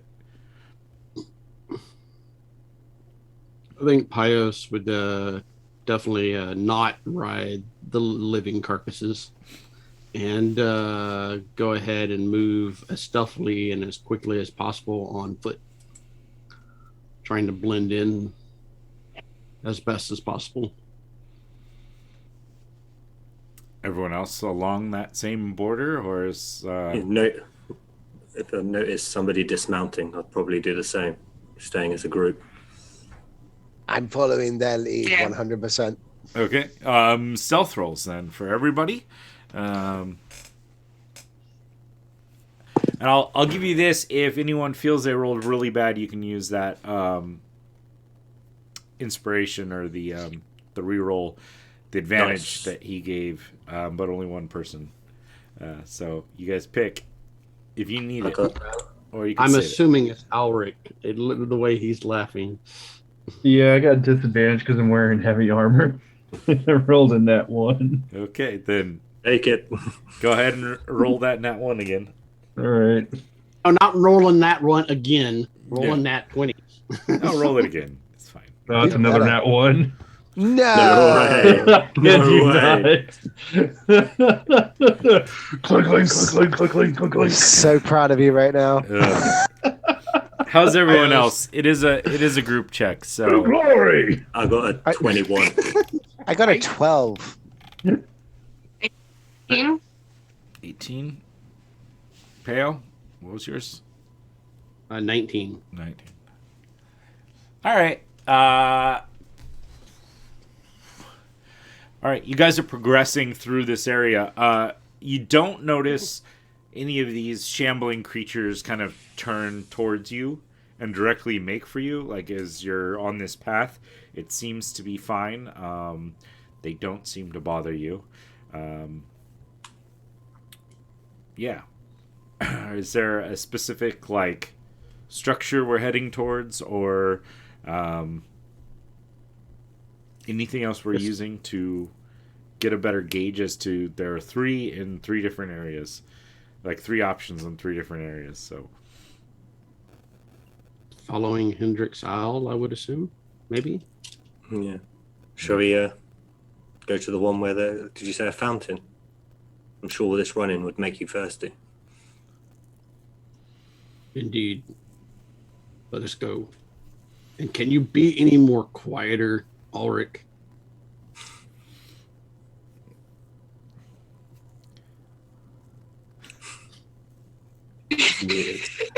nope. Civilization. Just kind of like pulls his chin up high, just like throws his helmet on, like, no, we will fight for glory. If they backstab you, then you'll not fight anything at all. All right, you guys make your way like up the hill, and you come across a structure. It seems to be like a small-ish 2-story building, decently maintained, like kind of wooden walls. There's like a little fountain up front that doesn't seem to be really like, it's not like continually trickling water, but there's a little bit of water still like in the basin there that looks clean enough. It's fairly dark and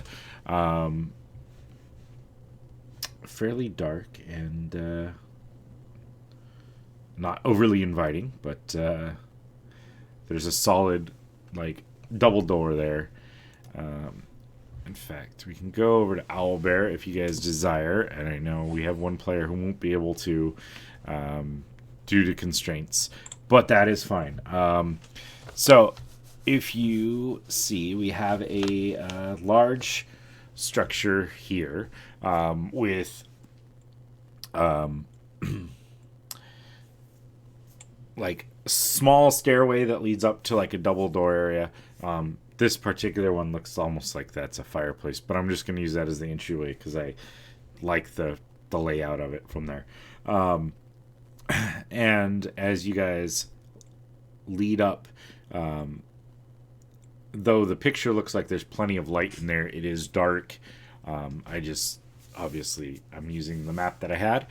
This one is one I picked up on Kickstarter, so thank you to Yarrow Studios. I am hoping it's okay that I'm using your map because it's cool, and I thought it worked well for this particular area. So is there anything you guys would like to do as you approach this building or prepare for? I think Pius would creep from bush to bush as best as possible, shadow to shadow, and sneak up on a window. Okay.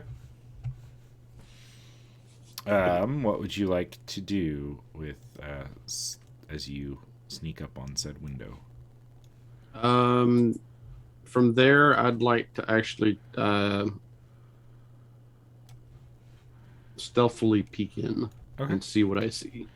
Give me a perception check. Anyone else doing anything? in preparation for. For any clues? Okay, yeah. Either survival, I guess, if you're looking for like I don't know, any like footprints or anything like that, or perception if you're looking for other just like generic things that you can see, clues. Got a 9 for perception. Okay. It's pretty tough. Like the whole area is fairly muddy, and it's kind of hard for you to spot any specific things that grasp you as out of the ordinary or interesting. Decora. Sorry, what was yours, Dave? Peos? 12. It's dark inside. It is tough to tell. The structure itself seems to be well enough maintained. Solid foundation of it. Doesn't appear to be like a constantly lived in location. You kind of get a little bit of this room just because of like the moon shining through. It almost looks like it was kind of like an entry kind of gathering area. There seems to be a large like opening that leads out of the room, like directly across from where the door is itself. Is this a single-story building? No, it is a 2-story building. So Is there a window in the second floor? And how high up is that second floor window? There is a window on the second floor. Let's see, what would that be? Probably about 15 feet up. Okay. I'm going to start climbing up onto that to the second floor window. All right. Why don't you give me an athletics check to see how your climbing is working? I give him a hand up as much as I can. Sure. Go ahead and take advantage on that. Could I perhaps be using acrobatics rather than athletics? I guess. Yeah, sure. Why not? I'll give you acrobatics. Cool. That's a 12 or a natural 1. Holy Joe moly. I hope these are my bad rolls for the day. Yeah, let's hope so. Shake him out. With a 12, it's like you get a little bit up.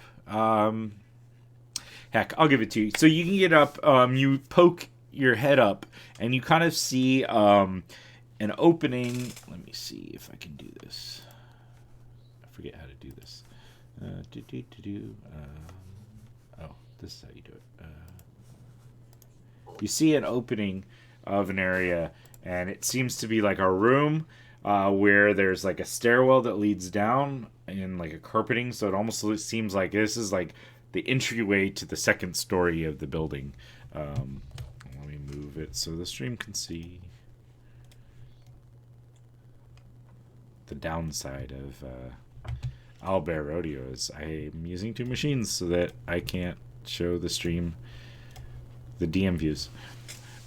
So you're so I opened up on the second side. You're actually like your character would be over on the like the far right by where that carpet is you're like that's the second story. So you're looking in through there.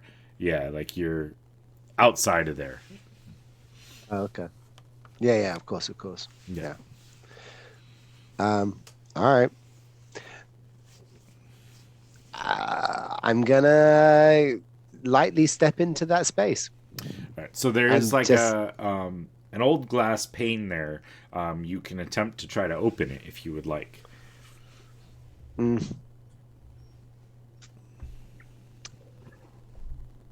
gonna look down, take a look down over at Hendrix and be like, should I go in through here? If you can keep it quiet, why not? All right, I'm going to use my thieves tools and see if I can crack it open. All right. Yeah. Let's do it. Oh God, why am I giving the option to get this wrong? Okay. You know what? I don't have that as a. It says I got it as proficiency, but I don't have it as an option.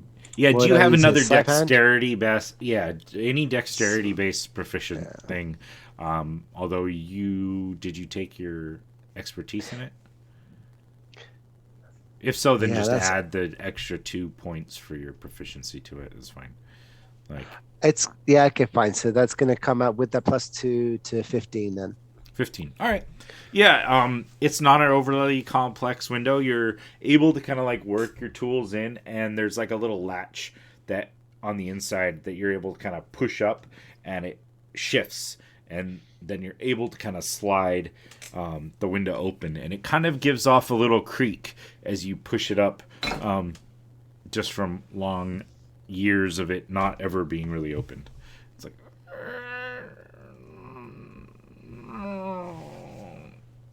but then you can get it open up enough so like, Yeah. because it's one of those half window things, so like the top part is fixed, the bottom part can slide up and down. You're able to push that up, so there's enough room that a humanoid could fit through. Any of you guys would be able to fit through.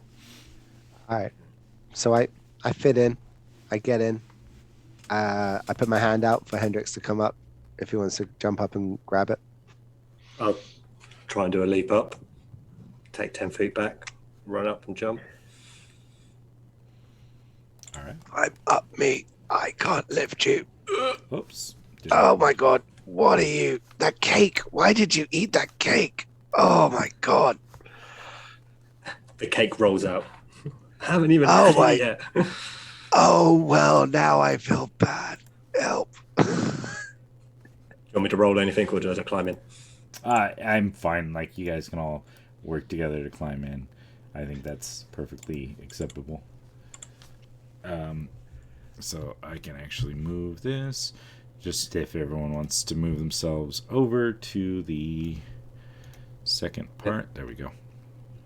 All right, so you guys now find yourself, and I'll move Cora over because it's just somewhere in this upper corner of this building here. You found yourself now on the second story of this house. There's a nice, well, what was once a nice carpet it is covered with dust, and bits of it have been kind of like worn away over time, eaten by moths or rodents or whatever. So it is no longer nice and shiny. Here, I'll drag people. Everyone's up here somewhere. Did everyone come up? Oh, did everyone come up, or did just a few of you guys come up? Sorry. If they want to, I'll lower a rope down. I'm sure I've got one in my explorer's pack. I just had this image of like Pyro just like looking through a window going, okay, I'm going to be super stealthy. Yeah. And then turns around and everyone is gone. Yeah. Yeah, exactly. Right. That's exactly what I was thinking. Fair enough. Yeah. Oh, yeah. That's what I was. Yeah.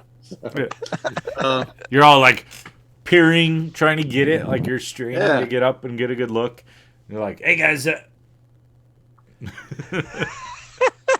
So, I look around. Do I see him?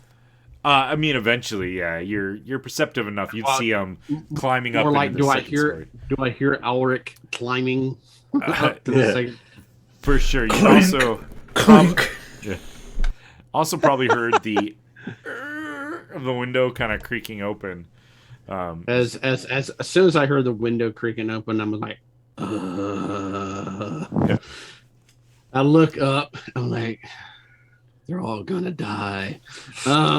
And I just pretty much I just run up, jump on a few of the rocks or the side of the building where there's loose pebbles and whatnot, and just kind of pretty much scurry on up there. Okay. 16 acrobatics.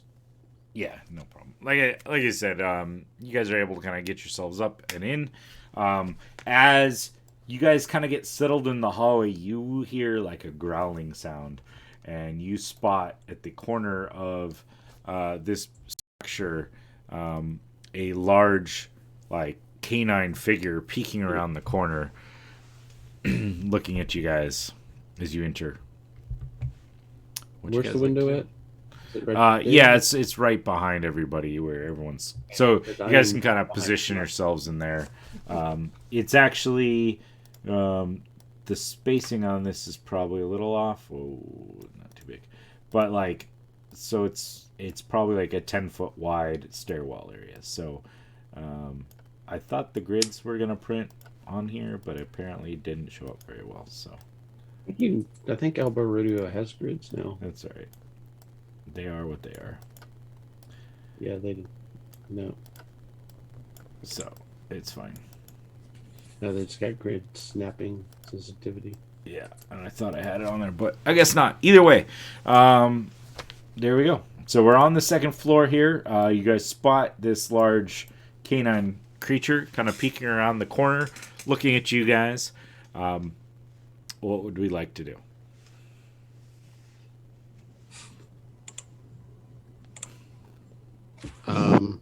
Immediately, Pios parkours up, looks in the window, looks at what's going on, and said, "Yep, do it." All right. Why doesn't everyone roll me initiative? Oh shit! Sweet. It's on. It's on. We're not gonna waste any 6. more time. 16. 16. All right. 15. 7. You hesitate. Or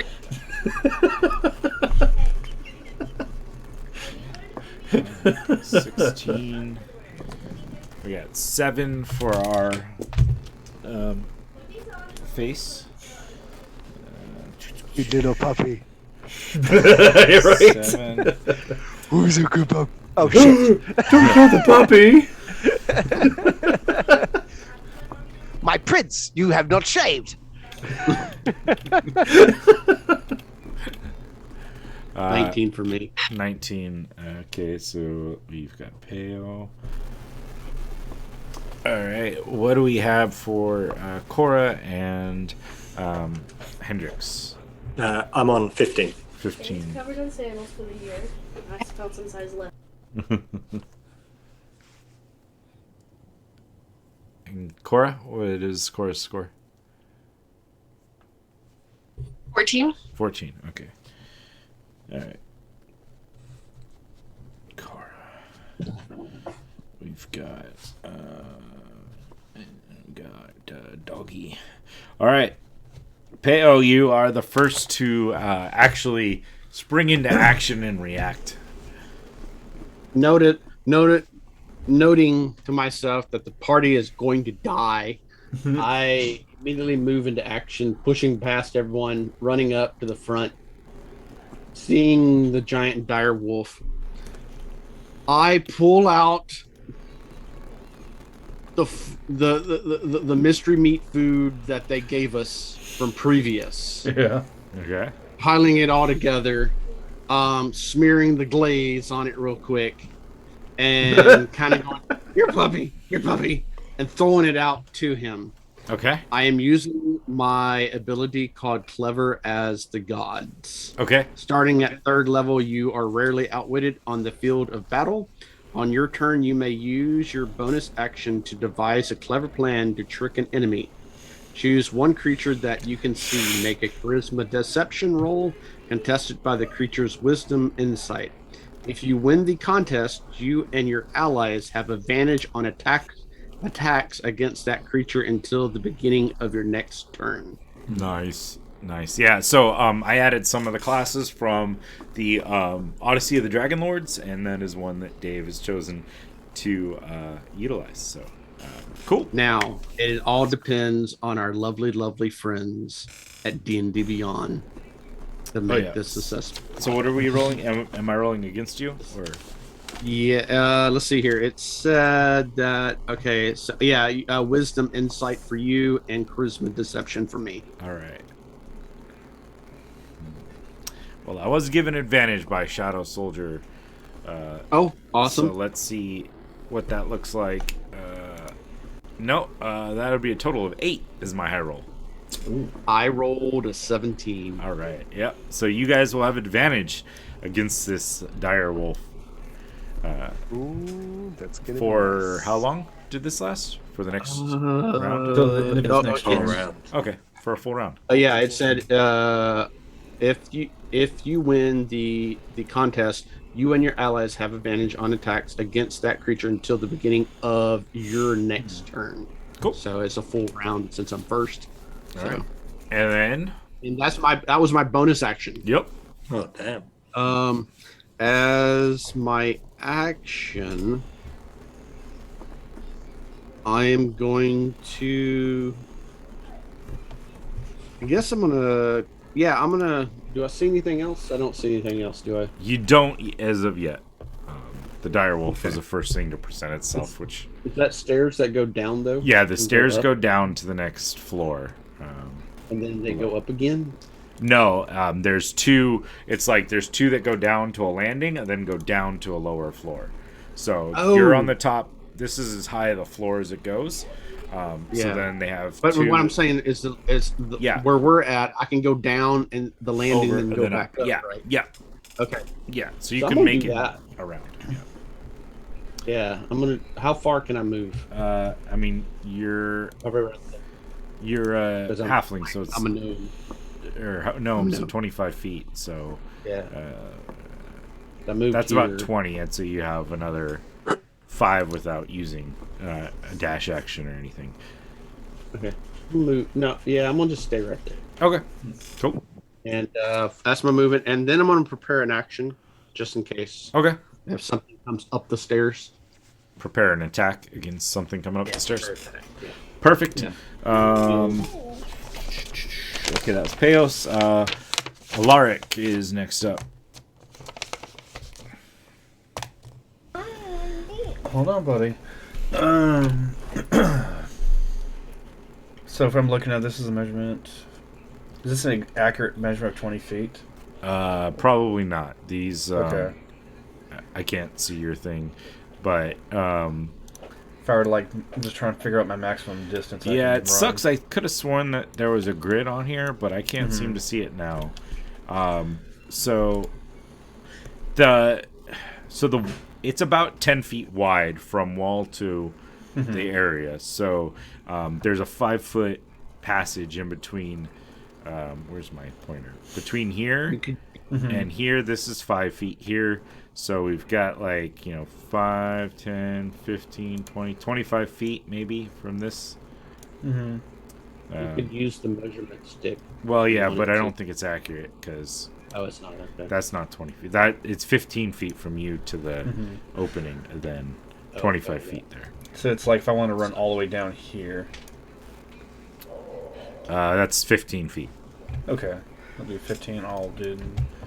I want to move 15 feet towards. Okay. So you're probably somewhere right about Right here. here. Okay, cool. Okay, from there I will, with advantage, throw a javelin at it. Cool. Yep.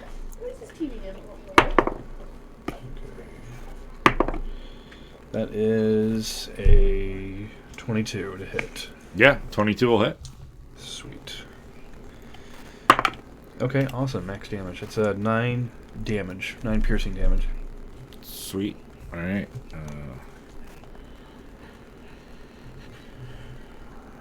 Perfect. Yeah, it kind of howls in pain as it struck. Sweet. Cool. Anything else? That is my action. All right. That'll be my turn. Hendrix will be up, and then Cora directly after. Okay. I guess I'm just going to try and get a little bit closer and just going to run straight across, which I believe is, 15 to there? Going downstairs, Yeah, 15 will get you to the landing, 30 right to in there. front of. Yeah, 30 would get you to right up top, somewhere. And then, not being in range, I'll just pull out one of my hand axes and Okay, throw it at it. sounds good. Chug it. Ooh, natural 1.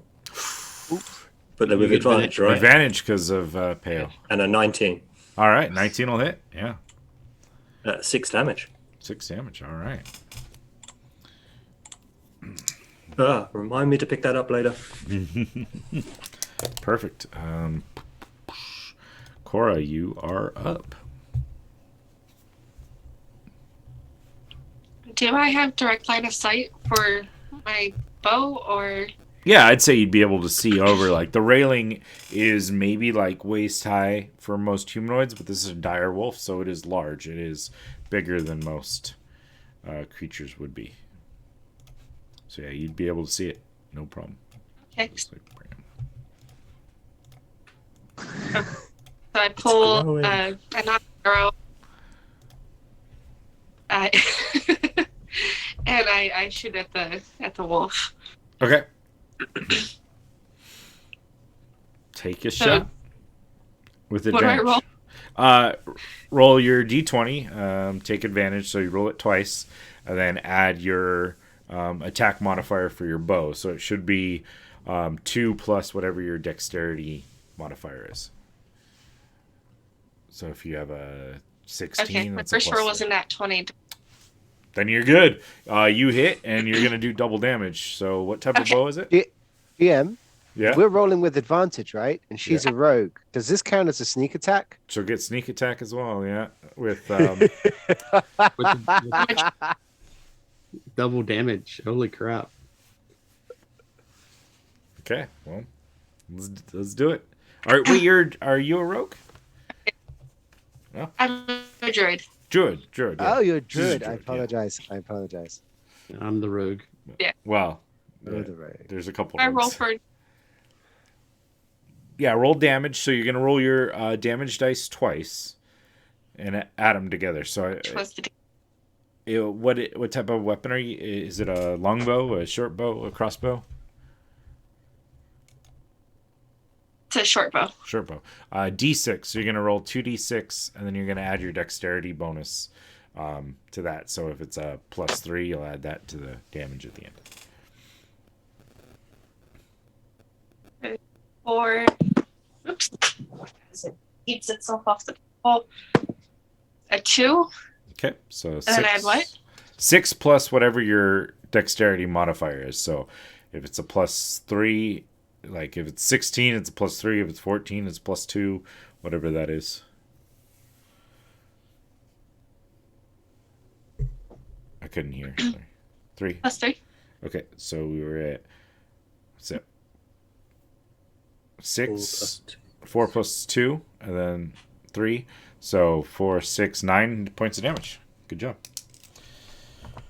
It is hurting. It is bloody already, and not looking super happy about life. That's for sure. Kora. Then, as you guys are wailing on this poor defenseless beast that really, meant no harm whatsoever to Right. anybody. Around the corner, shuffling past this creature is kind of a pale-skinned, red-eyed, dark-haired female figure with like the clothes kind of tattered and almost like torn off of her, like sharp fangs and claws, and going to come turning around and is going to lunge at Alaric here. Although you held an action, right? Me? Alaric? Oh no, you threw. No, I used my action. I threw my javelin. Yeah, Hi. he No, held I his held- action. Yeah. Okay. Yeah. We'll get to you later. Let's see. All right. It's gonna come around and is going to slash at you with her claws. I hate when the dice goes 16 to hit. No hit. And the other one, so she'll Ting! swipe at you with her claws and like lean in for a bite, and both you're able to kind of fend off Oh, yeah. as this creature kind of like comes in at you, angry and looking very hungry. Minnie, you would be up next. Minnie's going to coolly, calmly take his short bow down and knock an arrow aiming at the giant wolf, and will let fly a single arrow. Yep. That's with Advantage. So. advantage. So that first one is a 13, and that second one is an 11. because he sucks. Does 13 hit? Sadly, no, it just misses. Then as the bonus action, I'm going to use my fast hands, which allows me to make a sleight of hand check or use my thieves tool to disarm a trap, or take the use an object action. So I'm going to use an object. I'm going to take my scroll tube, which is at my side, which contains some ball bearings, and I'm going to uncap that and chuck it over towards where the wolf is, aiming to land it just in between it and the creature that has appeared and is attacking Ulrich. So in this little space here. Okay. Yeah. Sounds good. Roll like a dexterity attack roll or something, just to see. A sleight of hand? Yeah. Yeah. Something like that, right? Yeah. Sure. Okay. Just to see like how close you How get. accurate as my throw is? Sure. That's a 21. That's a 21. There you go. There you go. Yeah, that'll do. For sure. So, where's the paintbrush here? We're gonna do this. We're gonna say this area in here is got ball bearings covering it. Yeah, please. So a clattering, smattering of all these bearings, like striking the ground and rolling out over the ground over here, kind of covering that area. The big wolf snarls and sees its master engaging one, decides it's time to go and work on the others. So it's going to make its way around towards Hendrix over here, snarling and snapping, but it is bleeding and bloody and does not look overly great. It's going to bite down at you. 15 to hit. I held my action. Do I get? Are you in range? Yeah, with my dagger. Okay, then you can attack. I can't hear you, you're muted, but did 15 hit? 16 is my armor class. So Okay. it misses. Man, I'm Can I rolling like use- hell. Alright, Can I use my Oh my reaction God. to repulse its attack? Nice. of course. Oh my god! What's that? Hell yeah. Did you I crit? just rolled a nat 20 All on right. my dagger. Alright. And roll. since he's in contact, do I get my sneak attack? Well, you would anyways, because you're getting advantage on it from Mhm. Oh, the yeah, that's thing. right. Yeah. Yeah, so roll that beautiful Shit. damage. If you Okay, so wanted how to do I- wait on your superiority die Yeah, till I that will. resolves, because I don't want you to waste it. This might kill it. It's Okay. So it's okay. So, it already figured it in for me. Okay. So Yeah. that gets okay. So that's 8 plus. I roll my sneak attack twice, right? yeah. Oh yeah, it already. Well, yeah. No. Okay. So 8 plus 10 plus.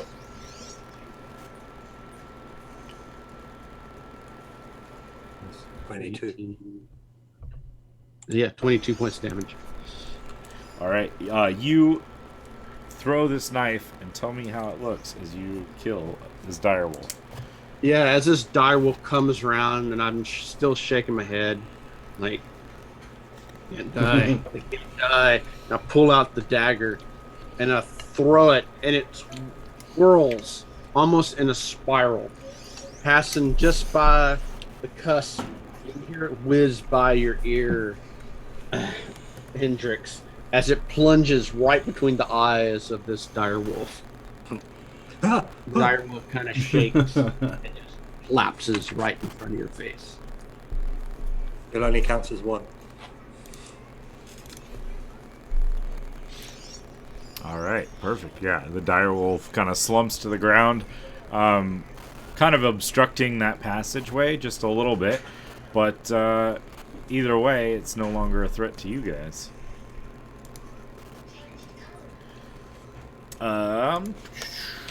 That was the doggy's poor turn. Peo, it's back to you. I quickly maneuver myself, and I can make it to the direwolf, right? Yeah. I pull out the dagger. I turn to the thing that is attacking Ulrich. And I proceed to aim and throw my dagger again. All right. Do it. That I don't have disadvantage on, right? No, you would get sneak attack because it is in And yeah, together. base to Yep. base. 24. That will hit.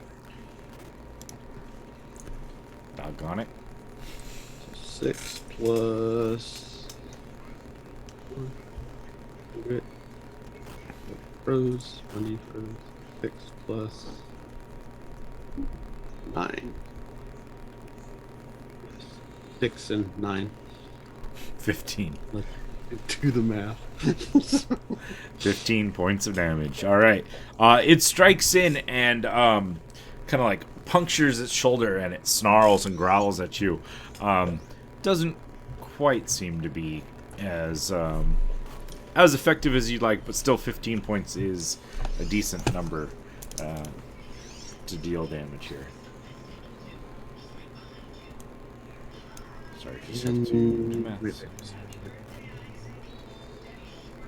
Perfect. We're gonna have Alaric followed by Hendrix. Unless you had something else you're gonna do with your bonus action. I was thinking about it, but no, I'm kind of in a good. Well, I could dash as a bonus action, so I guess I'll dash. So how far can I move with another movement? Can I move like maybe right here? Yeah, that's fine. That's about perfect. The wolf slows you down a little bit, but you're able to kind of squeak by and get. I just want to get in a position where I have my shield and sword ready. Yeah. So Perfect. Yeah. Able to do that, Alaric. Okay. As I see this creature in front of me, as I guess they try to claw and bite me, I want to like reach my empty hand while I'm holding the other shield, and basically just like throw my hand, try to reach for its throat, and cast Guiding Bolt. Nice. Oh yeah, 22. Oh yeah, that'll do. That will do. That is going to be radiant damage. That will definitely do. Let's see, 5.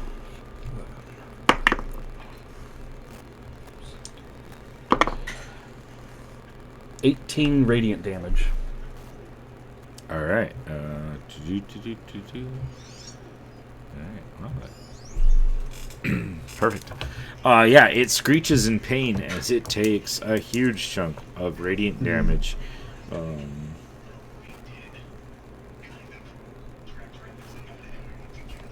Perfect. All right. Anything else you'd like to do? Spit in its face. It growls as you spit holy water in its face. No. Yeah, right.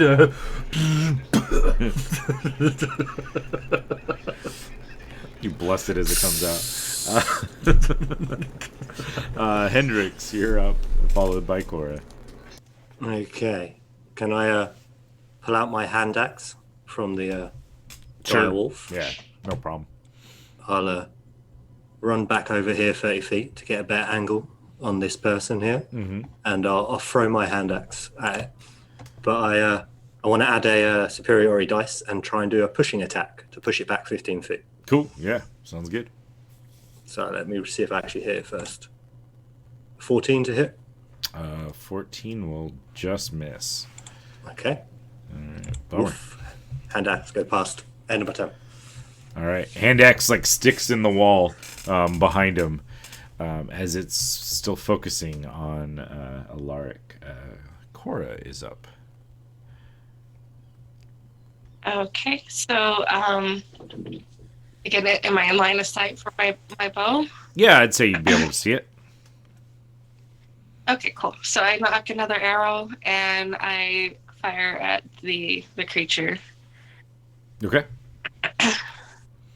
Let loose.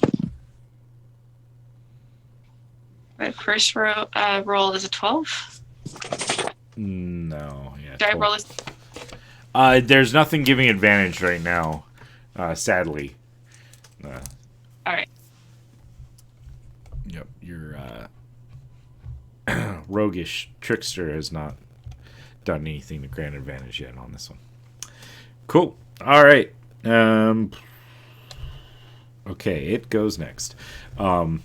So it is going to. It kind of runs up the wall and onto the other side of Alaric and attempts to attack him again.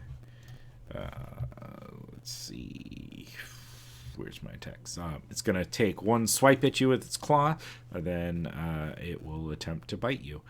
So that's a 22 to hit with his claw for 9 points of slashing damage. And then it is, let's see. Oh, did it attack me? Yeah. Okay. What did it roll to hit? 22. Oh, damn. Okay, so I took how much damage? 9 points of slashing damage. Okay. And then it's actually going to try to swipe at you again, but a 14 will not get through your defenses. So it ran up the wall, and as it came down slash. One of them slashed through. You weren't quite expecting the shift of elevation and the way it like ran up the wall and came down on the other side of you. But you're able to spin and deflect its second attack, discouraging it from striking in more there. Yeah, it's going to be happy right there for now. It doesn't want to... it likes keeping you in between it and the other creature that came up the wall. There, Minnie, you will be up next, though.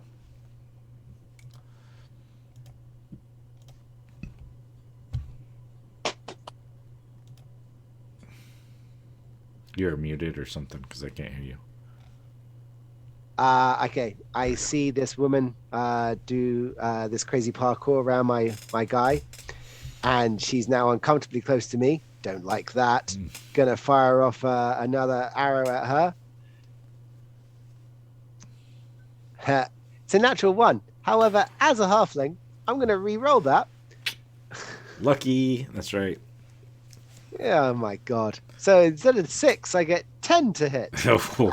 So I only miss by a little bit less. At least the short bow doesn't break in my hands. There you go. There's a bright side to everything.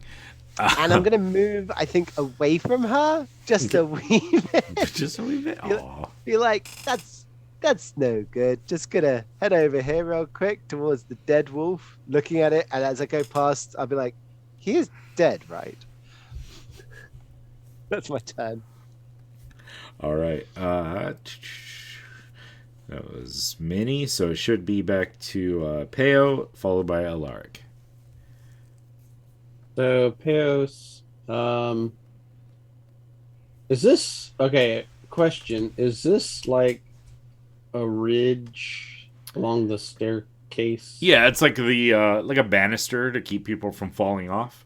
So it's about waist high or so, and well, maybe a little bit higher for you, but yeah, about 3 feet up. So Peos is going to jump on top of it. Okay.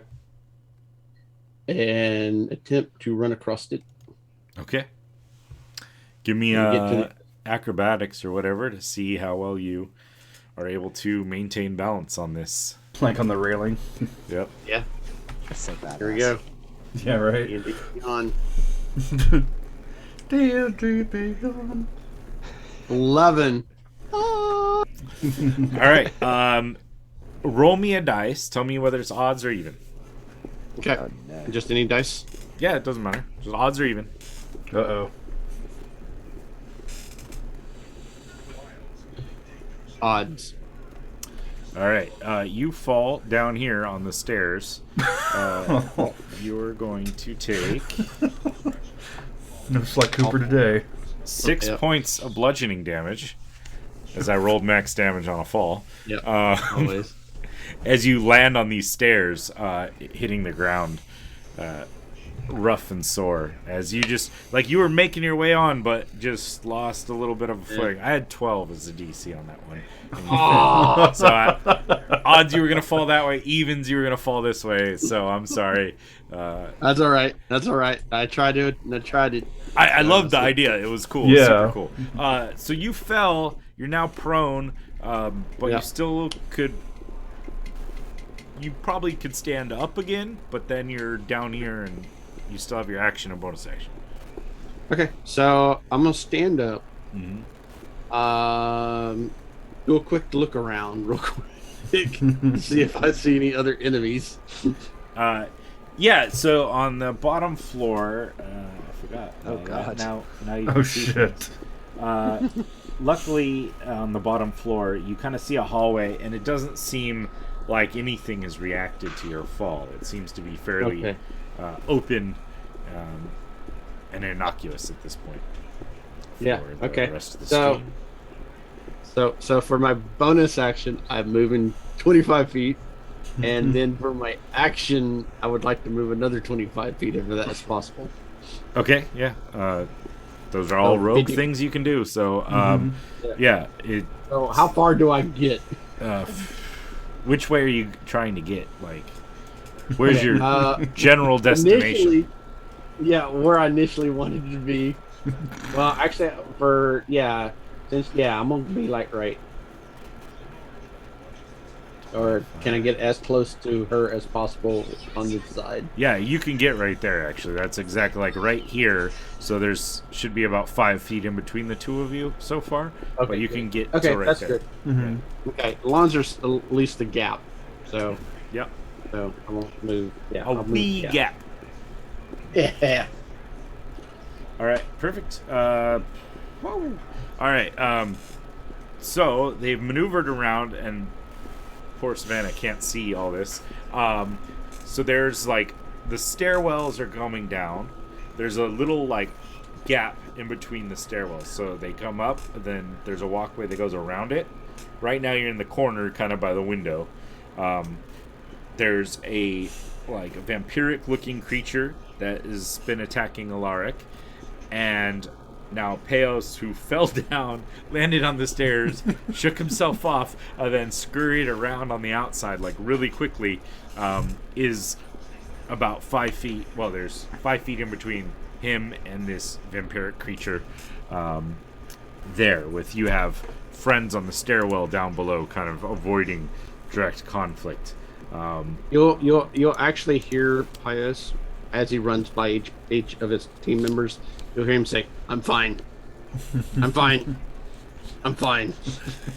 Alaric, you are up next. All right, I'm gonna reach over and rip out the hand axe off the wall that Hendrix threw, Nice. and then I'm gonna attack the vampiric creature with it. I love it. Nice. Do it. All right. Using someone else's weapons. So rude. That's so, So awesome. rude. So awesome. Though. He's like, this is how you do it.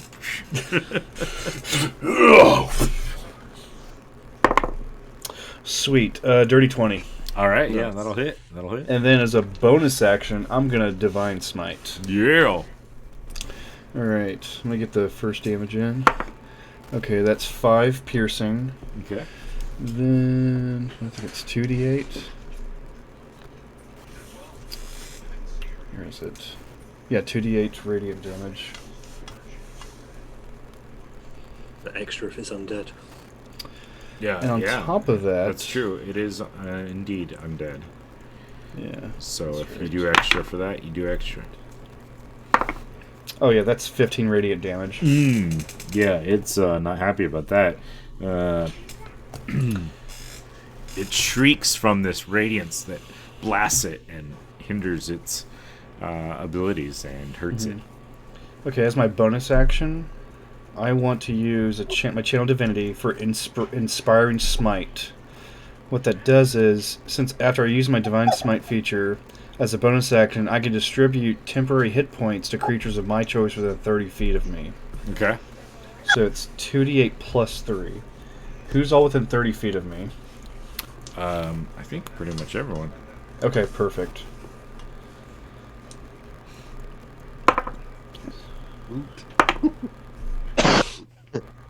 Everyone gains 14 temporary hit points.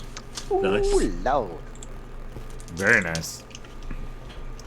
Because they're handling it. Mm-hmm. Cool. All right. Anything else? That's it. All right. Oh, it's divided. I'm sorry, I have to divide it up. Oh, it's not divided. giving everybody. That'd be broken. I just realized Yeah, that. Yeah, I was like, wow, that's It's crazy. like, that's a lot. That level. Third level. Okay. Let's see. And then while he's working on that, we got Hendrix is I'll up do the math. with Cora following after that. So just Okay. decide who you want to give what. Right. Seeing this just happen, I'm just going to go reach into my my coat, pull out my other hand axe, and go, I can do this. And I'll try again. And I'll attempt to chuck another hand axe. Do it. For a natural 20. There you go. There you go. All right. Damage wasn't too high though, a 3 and a 2, so 5 total. But I right. will try and do a tripping attack on it, so he's now not prone. Okay, everyone else gains 3 temporary hit points. Cool. Nice. I'm just I give looking myself up the 2. tripping attack. When you hit with a weapon attack, you can expend you know, one of my dice that I can't say. Yeah. Add total to the damage roll. The creature must make a strength saving throw, DC 13, or fall prone. Rolled 13 exactly. Sorry, man. Does it deal extra damage though, or? Yes, a D8. I'm just about to roll it. Cool. Yeah. So it's able to maintain its balance, but it does dig deep into its like thigh and. Extra 7. All right. Hey, every little bit. Whittling it down. It's see like gashes of this kind of dark blood like oozing out of all these wounds that is starting to accumulate. Anywhere you'd like to move or maneuver? I'll just move around to here, giving a more. No. So Hendrix has kind of run past you, Cora. Like you're still up by the entryway, the window. There's to your right. There's stairs that kind of lead down. Then we'll end up leading back up again by where the dead direwolf is. Hendrix is about 10 feet ahead of you. Then Peos is about 10 feet in front of him. And then there's a vampiric creature that is currently facing off against Alaric. What would you like to do? And are they blocking? I lost that, but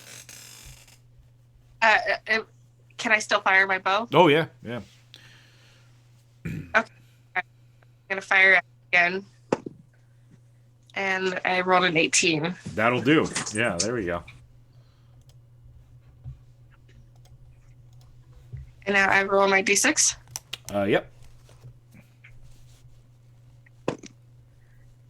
At 5.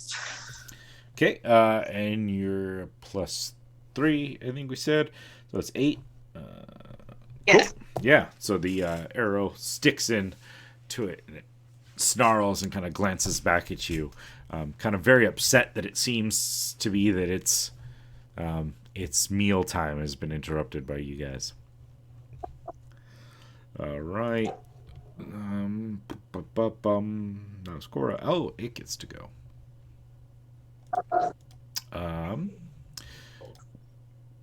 Man. All right. It's going to first attempt with its claw to strike Alaric. That's a bad roll. Of course, it's going to. Boy, you guys on these rolls, you're lucky.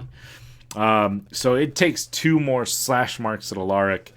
Seeing all these individuals kind of rounding and coming closer to it, it is going to go run up against the wall again and kind of standing sideways on the wall on the other side of Alaric, putting Alaric between it and the rest of this group. But it is certainly looking worse for wear, as it is Minnie's turn now. So to be clear, this creature is now up a wall and is facing off that wall at an like sideways. It's like sideways on the wall. So its head is right there at line of sight for me, even though I'm on the landing. Yeah, yeah. I'm going to take a shot with my arrow. Do it. Because I mean, it's such an obvious shot. There's no way that I could possibly miss. that should do it. It is a tricksy one, but you know. It's a fucking troll. Okay. I fire up another arrow which misses yet again. Oh, and I look at my bow like, this isn't my bow. What the hell? And I'm gonna run around the other side,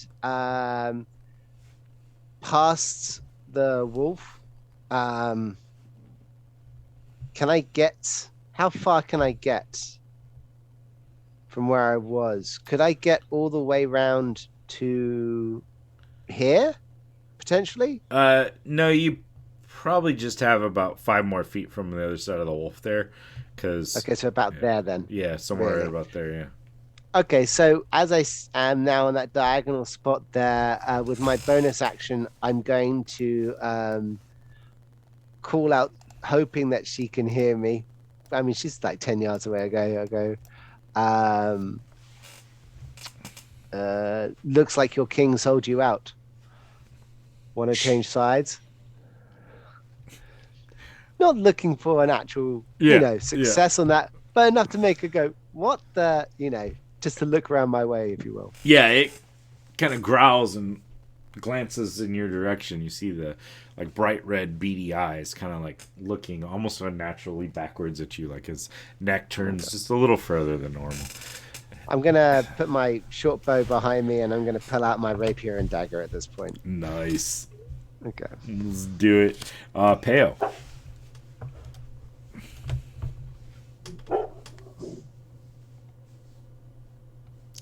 You hear other dire wolves in the distance barking. You're muted. Muted. One thinks to himself as he hears the direwolves outside, pets his magic special rock geared for the Goliath. At least he thinks it's magic. And proceeds to wail on her with his short sword that he has pulled out. All right, can you reach past Alaric to do that? It ran to the other side of, I did. Well, I thought she was still on the wall, though. but on the other side of him. Oh, shit. Oh, can I move within other people's spaces? Yeah, you're small, Yeah. aren't you? I'm small. Is that... Yeah, you can since you're small. Okay. Okay, so... I'm Just cool with slide it. under her. I'm cool with it. I'm just I figured I'm like right there. Slide under. You know, I'm poking upward, you know. there. You go. Yeah, I mean you could move My like shield above my head, Yeah. you know. right So beneath I rolled her. I rolled a 16. So. All right, yeah, 16 will hit. Honey badger slide. Honey badger. Honey badger don't give no. Yep, exactly.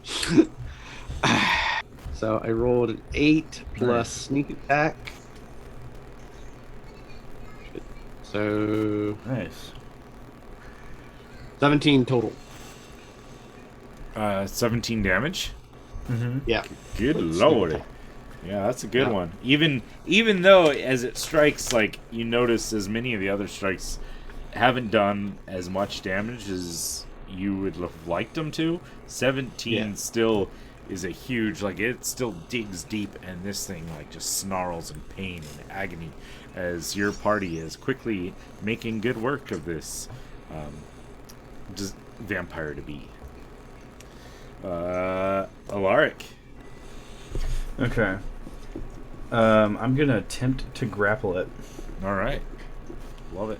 with an athletics check. All right. Doesn't matter which one it rolls. Natural 20. Yep, that'll do.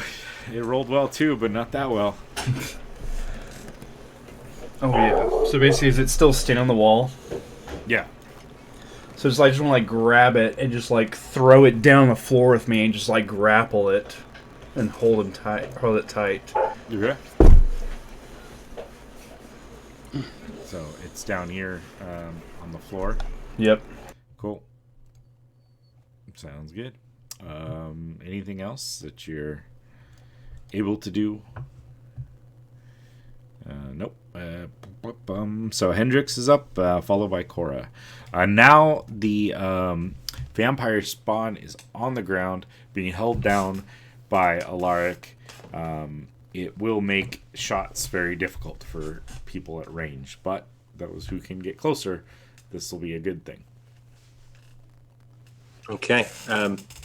seeing this all action happen, I will run around the corner, drawing sword at the same time, getting close enough, hopefully, to start stabbing. Yeah, I think you can get there. No problem. Fantastic. What am I doing? Attack radio. Yeah. 11. Is it with advantage? Advantage, Being yeah. on the gr- Yeah, it because is, they have it. it is grappled on the ground, is prone on the ground, so. 7. Oh, buddy. Oh, poor guy. I'm like, haha! Where's my hand axe? Yeah. And that'll be the end of my turn. All right. Cora is up. There's a group gathered around this creature. You won't really be able to get a good shot. If you try to use ranged means, you're going to be needing to use disadvantage on that one. Do you have any spells or anything you'd like to use? Or? Not offhand.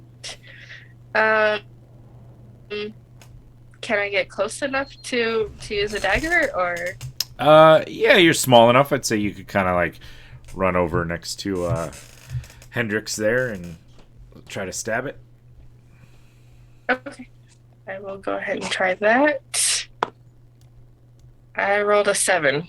Oh, man, no. She gets advantage. Oh yeah, roll twice. It is on the ground, so and prone.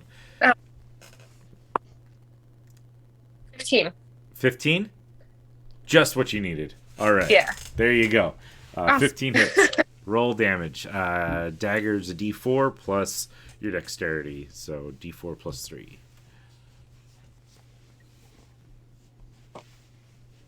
4. 4 total or 4 on the dice plus 3? 4 total. Okay. All right.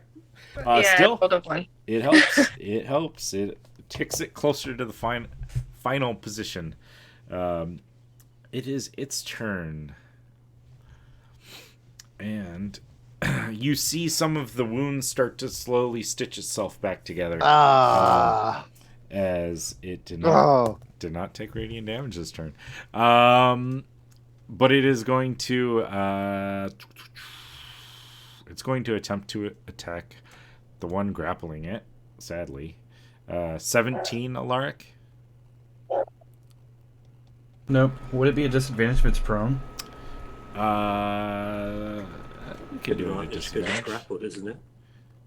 Yeah, I guess so. I don't know. Yeah, because think it when gets it's prone, it is. Yeah.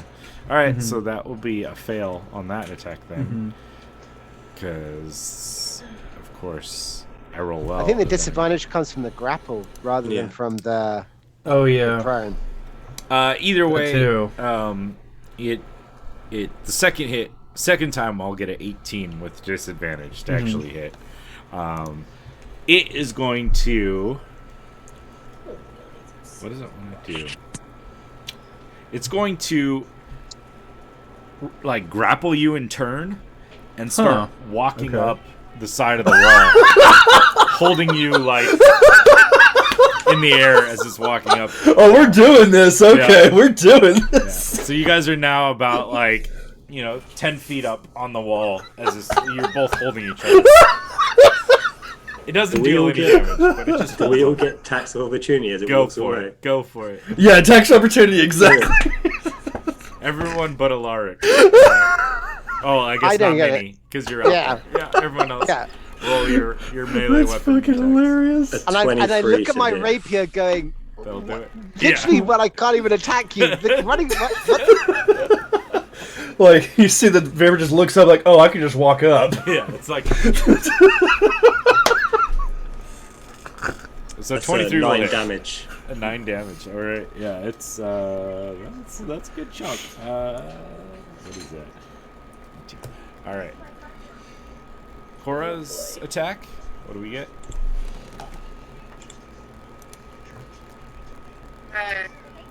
Done 4 damage. 4 damage. All right. Yeah. Chaos. Can't hear you. Hey, sweetheart.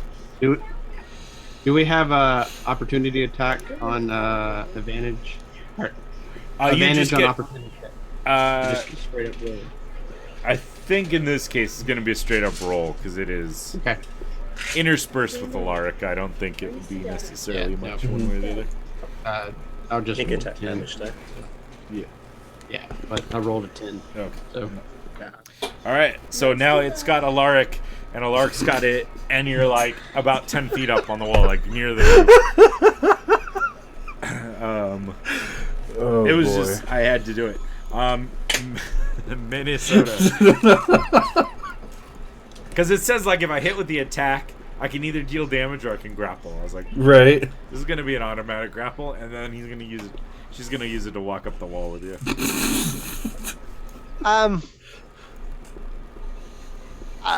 Okay. Minnie's like, Poor guy. Yeah, I know. He takes the dagger and he chucks it at her. Okay. Because that's something you can do in this situation. For sure. I don't see it failing at all, you guys. This is gonna be it. This is gonna be amazing. 15. There you There you go. go. There you go. You hit Yes. That hits with sneak attack. By the way. with sneak attack. Mhm. That's right. So that is 6 points of damage plus the sneak attack, which is now not showing as an action. Come on. Okay, you can lay Where'd down. you go? There you are. Plus another 4, so it's 10 points of damage. Yeah. And then as a bonus action, he's going to take his bag of caltrops and chuck it at her. just to stick in her. Okay. And to aim on the side of the wall as well, hoping that the caltrops themselves stick into the wall. Because he's like, look, if you're going to run up a wall, I'm going to try and stop you running up a wall. All right. Sounds good. All right. You want a sleight of hand check on that? Yeah, that sounds good. Sure, why not? Why not? No. That's a glorious 8. All right. I think I've just thrown caltrops all over my friends. Yeah. You guys hear this clanging, ringing sound as now the ground directly underneath Alaric and this creature is now covered with caltrops. I shout up, beware, the ceiling's falling in. So I this put up area my here, shield over my head as they rain down. full of caltrops. Oh, That's my turn. so good, so good. Peo, as this raining caltrops next to you, the ground next Shake to you my is all head. covered. What would you like to do? 10 feet, huh? Yep, 10 feet up. And you said the banister is 3 feet. Yeah. So that would put her at 7 feet. Plus your, I am. Yeah. another 2.5 feet at least till your arm, and then your reach. And if you want to So try, I- you can make a acrobatics check and see if you can jump up and attack it. I'm doing it. Also, the chance you fall 'Cause off. I'm looking at this I love it. pitfall of insanity on the floor. Right. Caltrops on one side of me Ball and bearings. marbles on the other side. I didn't do so bad on the friggin' banister, so Let's see. probably not 11. God darn it! It's just it's tough to do all those things at once. So roll me again. Odds are even. I don't know which one's worse. Got so much stuff to pick up. After I rolled the this battle. exact same thing I rolled last time. All right. 11 and a 5. Well, on one hand, Thank you're you, not D&D surrounded by Yeah, caltrops that's or that, but you are gonna take probably max damage. 3 Here, points here of it is. damage. 3 points. Okay. Of So fall. good news is that gets rid of my temporary hit points. There you go. There you go. And you still have your action and bonus action, so you can still run around if you want, Yeah. or pull out something and shoot at it. I don't have any. The dagger's still stuck in her, unless if that fell out for some mysterious reason. I mean, not really. Yeah, I have. She's undead, so why would it, fall out? So, yeah. I am just going to run back up and. How far does these caltrops go? I mean, it's just like- basically right beneath that area, like just that ground, like that 5 foot square underneath the two of them. I think I'm gonna play it safe and go. Why this way start this now? and just hang out. All right. You see down this hallway, there is a doorway off to the left, and the hallway like turns around like there's a room and there's another hallway down there. But I'm gonna. And nothing's come out of them. Nothing's come out. Nothing's come out yet. Alaric, you're up. Okay, I'm not breaking grapple. What I want to do is I want to use athletics checks to push it back down to the floor. All right, let's do it. All right, let's do this. Do it. Oh boy, It's not the worst roll in the world. okay, 13. I rolled a 17 total. Damn. Okay, So- so we're not moving. No, a maintain position. It just kind of like snarls at you. All right. All right. Right? Ow! Be Hendrix then is up, followed by Cora. Okay. Similarly, not having any more hand axes around, I'm going to take 10 feet back and do a running jump and try and swing it at its ankles. All right, As I do it. Do it. For an 18. That'll do. That'll it. And I'll chuck in a dice and try and do a trip on hit. I love it. I love it. So that's 9 on that. Oh, nat one. Nat one it. It Yes. falls. I also added an extra D4 as it slams into the caltrops.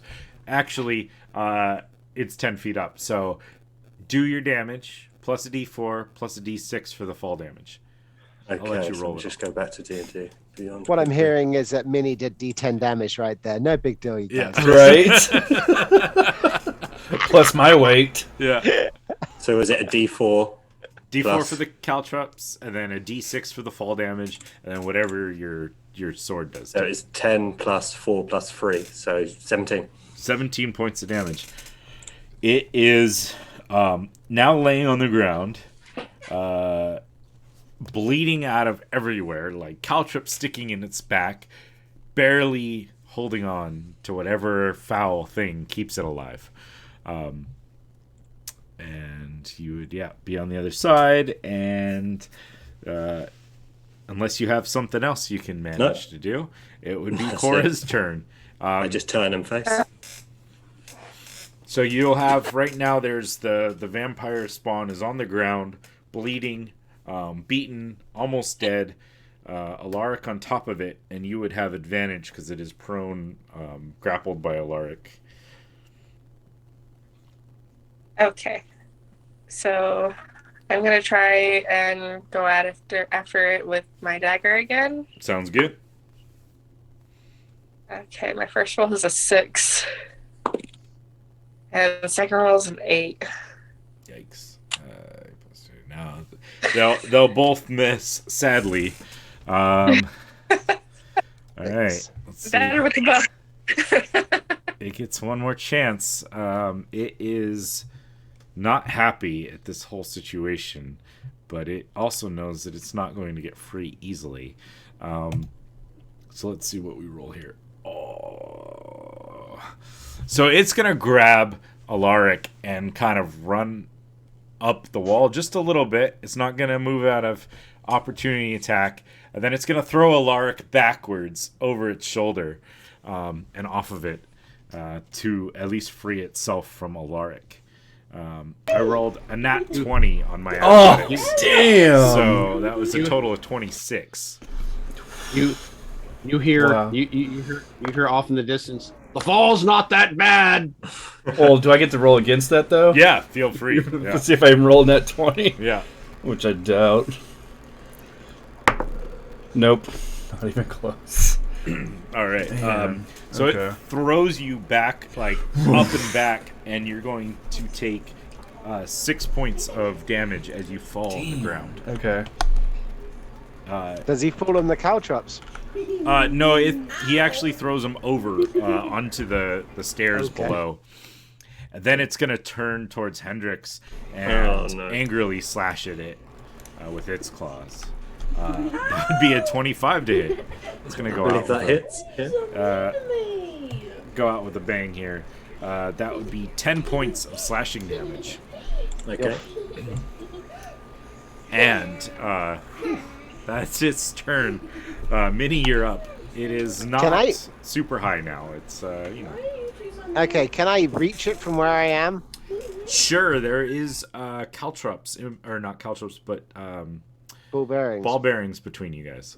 So I think that's either a dexterity check or saving throw to make sure you don't fall, or the banister dexterity acrobatics to see if you. I mean, if I'm gonna fail, let's go. You know what I mean? Yeah, let's I'm- do it. Yeah. So the theory is Minnie takes a look at the banister and thinks, I'm going to run along that banister, jump off it, spin around in the air, and then with my rapier at high point, slice through this bad bitch's neck with one clean slate. It was definitely going to work, you guys. Let's do it. So dexterity saving throw? Yeah, that works. Or acrobatics to see if you're using the banister, whichever That's one. a 23 Yeah. on the dexterity save Oh, as yeah. I run nimbly along the banister. Perfect. And I pull out my rapier. And that's a natural one. I'm going to use my natural luck again. Oh, please roll Is something that- good. I don't want to be stabbed. That's 18. 18 will do. All right. Roll So some that's damage.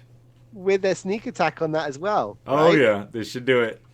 So that's 9 plus 6. It's 15 points of damage. As I come Yeah. bounding along, I go, God, if you need something done, jump off the banister and slice around right down onto the neck. Nice. Yeah, you chop into it, and just like what little blood is left in this vampiric creature just starts like oozing out, and the life slowly drains out of her red eyes and falls to the ground next to Hendrix here. As I go and I try and land for a 3-point hero landing, Yeah. I land head first into one of the caltrops and I bounce up. Ouch, ouch, ouch, ouch, ouch. Perfect. Nice. And at that, the house stands quiet and still. You guys have managed to defeat the other creature. And no prince. Not yet. However, if you guys explore further, sorry, I am running out of time here.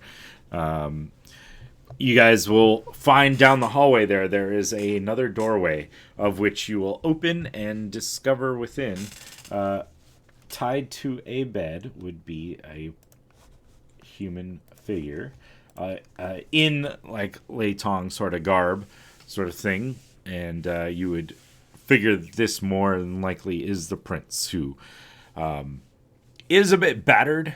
I just have a figure on a random thing on the bed. It's whatever. But he is like kind of like tied up onto the bed and is currently kind of like passed out, as he does look like he's been battered, but he is still alive. Definitely go over, cut his bindings Mhm. with my sword. Perfect. Yeah, you guys are able to gather him. He eventually will start to kind of like slowly wake up as you guys start shifting or untying him and moving him about. What? Wow, what I was not expecting to see, fellow countrymen. Let us get you home, my prince. Please, thank you. And you're able to lead him out and exit this area. able to make your way back, and assuming you're exiting the normal pathway, you'll see the sergeant is still kind of mounted with the wolf waiting down kind of near the entryway. As you make it down that far, you also spot there is a carriage there with 4 skeletal horses like tied up to them, strapped up. Well, looks like you were successful. Excellent. Well, if you The guys car? For us? Or yes, is there somebody inside it? no, it is for you and your prince. Figured after an ordeal, you guys had earned a little bit of respite. If you are ready, it will take you back to your ship, and you may depart. Do you want to come with us? He smirks. Maybe someday I'll come for a visit, but no, this is my home for now. I'm just saying, a sergeant's salary is not as good as a captain's. Something tells me that none of your lodges would be really very interested in bringing a member of the Crimson into your fold. But I'll keep it in mind. Maybe I'll pay you a visit. I'm going to throw one word out to you, and I want you to really think about it. Military intelligence. And I know there's 2 words, but they count as one. You see Hendrix in the background, right?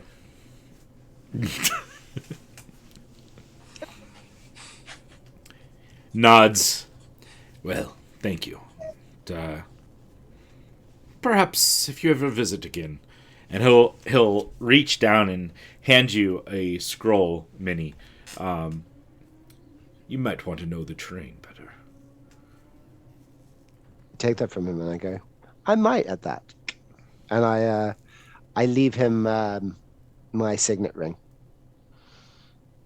He like slides it into the pouch that he had that you saw him pulling the black stick out of, and nods. Well, climb aboard. I'll guide the horses back, and he'll shift off of the wolf and climb upon the front of the carriage and grab the reins.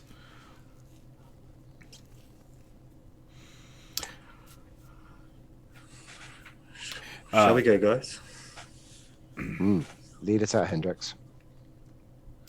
Once you guys are aboard the carriage, it is a little snug with 6 of you in there, but several of you are tiny, and probably everyone happy to take the moment to rest and relax as the carriage plods along past the castle and makes its way to the docks, where waiting there is the ship that you guys arrived on. The crew looking kind of anxiously and surprised as they see the carriage plod up, and the prince will kind of scurry out the minute it stops and make for the ship and climb aboard, just eager to be out of this place. As we're boarding, do I see the Goliath? He is, he's standing around nearby, somewhere, close enough. As I'm walking up, I pull out the stone and just kind of casually tossing it, looking at him. One day, big man, one day. And then I walk onto the ship. Cool. As I go past the Goliath, I go, did you see the food we left you? The pork. You should try it. I'm a vegetarian, but thank you. I visibly like, damn it. My dwarf friend, though, is not very happy right now. Woohoo! I mean, oh no. Oh no. It was worth 5 gold. I'll be laughing about that for a while. We will too. Farewell. And as you guys board, the gangplank is pulled back aboard ship, and your ship will eagerly and quickly exit and depart. You guys have a safe journey back home, and you return successful in your endeavors. Thank you very much, everyone, for joining me. Sorry, I am running out of time and I have to get running. But we do appreciate you guys joining us. Look forward to seeing all of these wonderful players in more games. Please check us out on our YouTube and Twitch. And tonight, in just a few hours, Dave's going to be running our Vagrant Vigilantes on our Twitch channel and followed by YouTube release probably a week or so later. So thank you all for joining us and have a good night. Peace out, Bye, guys. everyone. Deuces.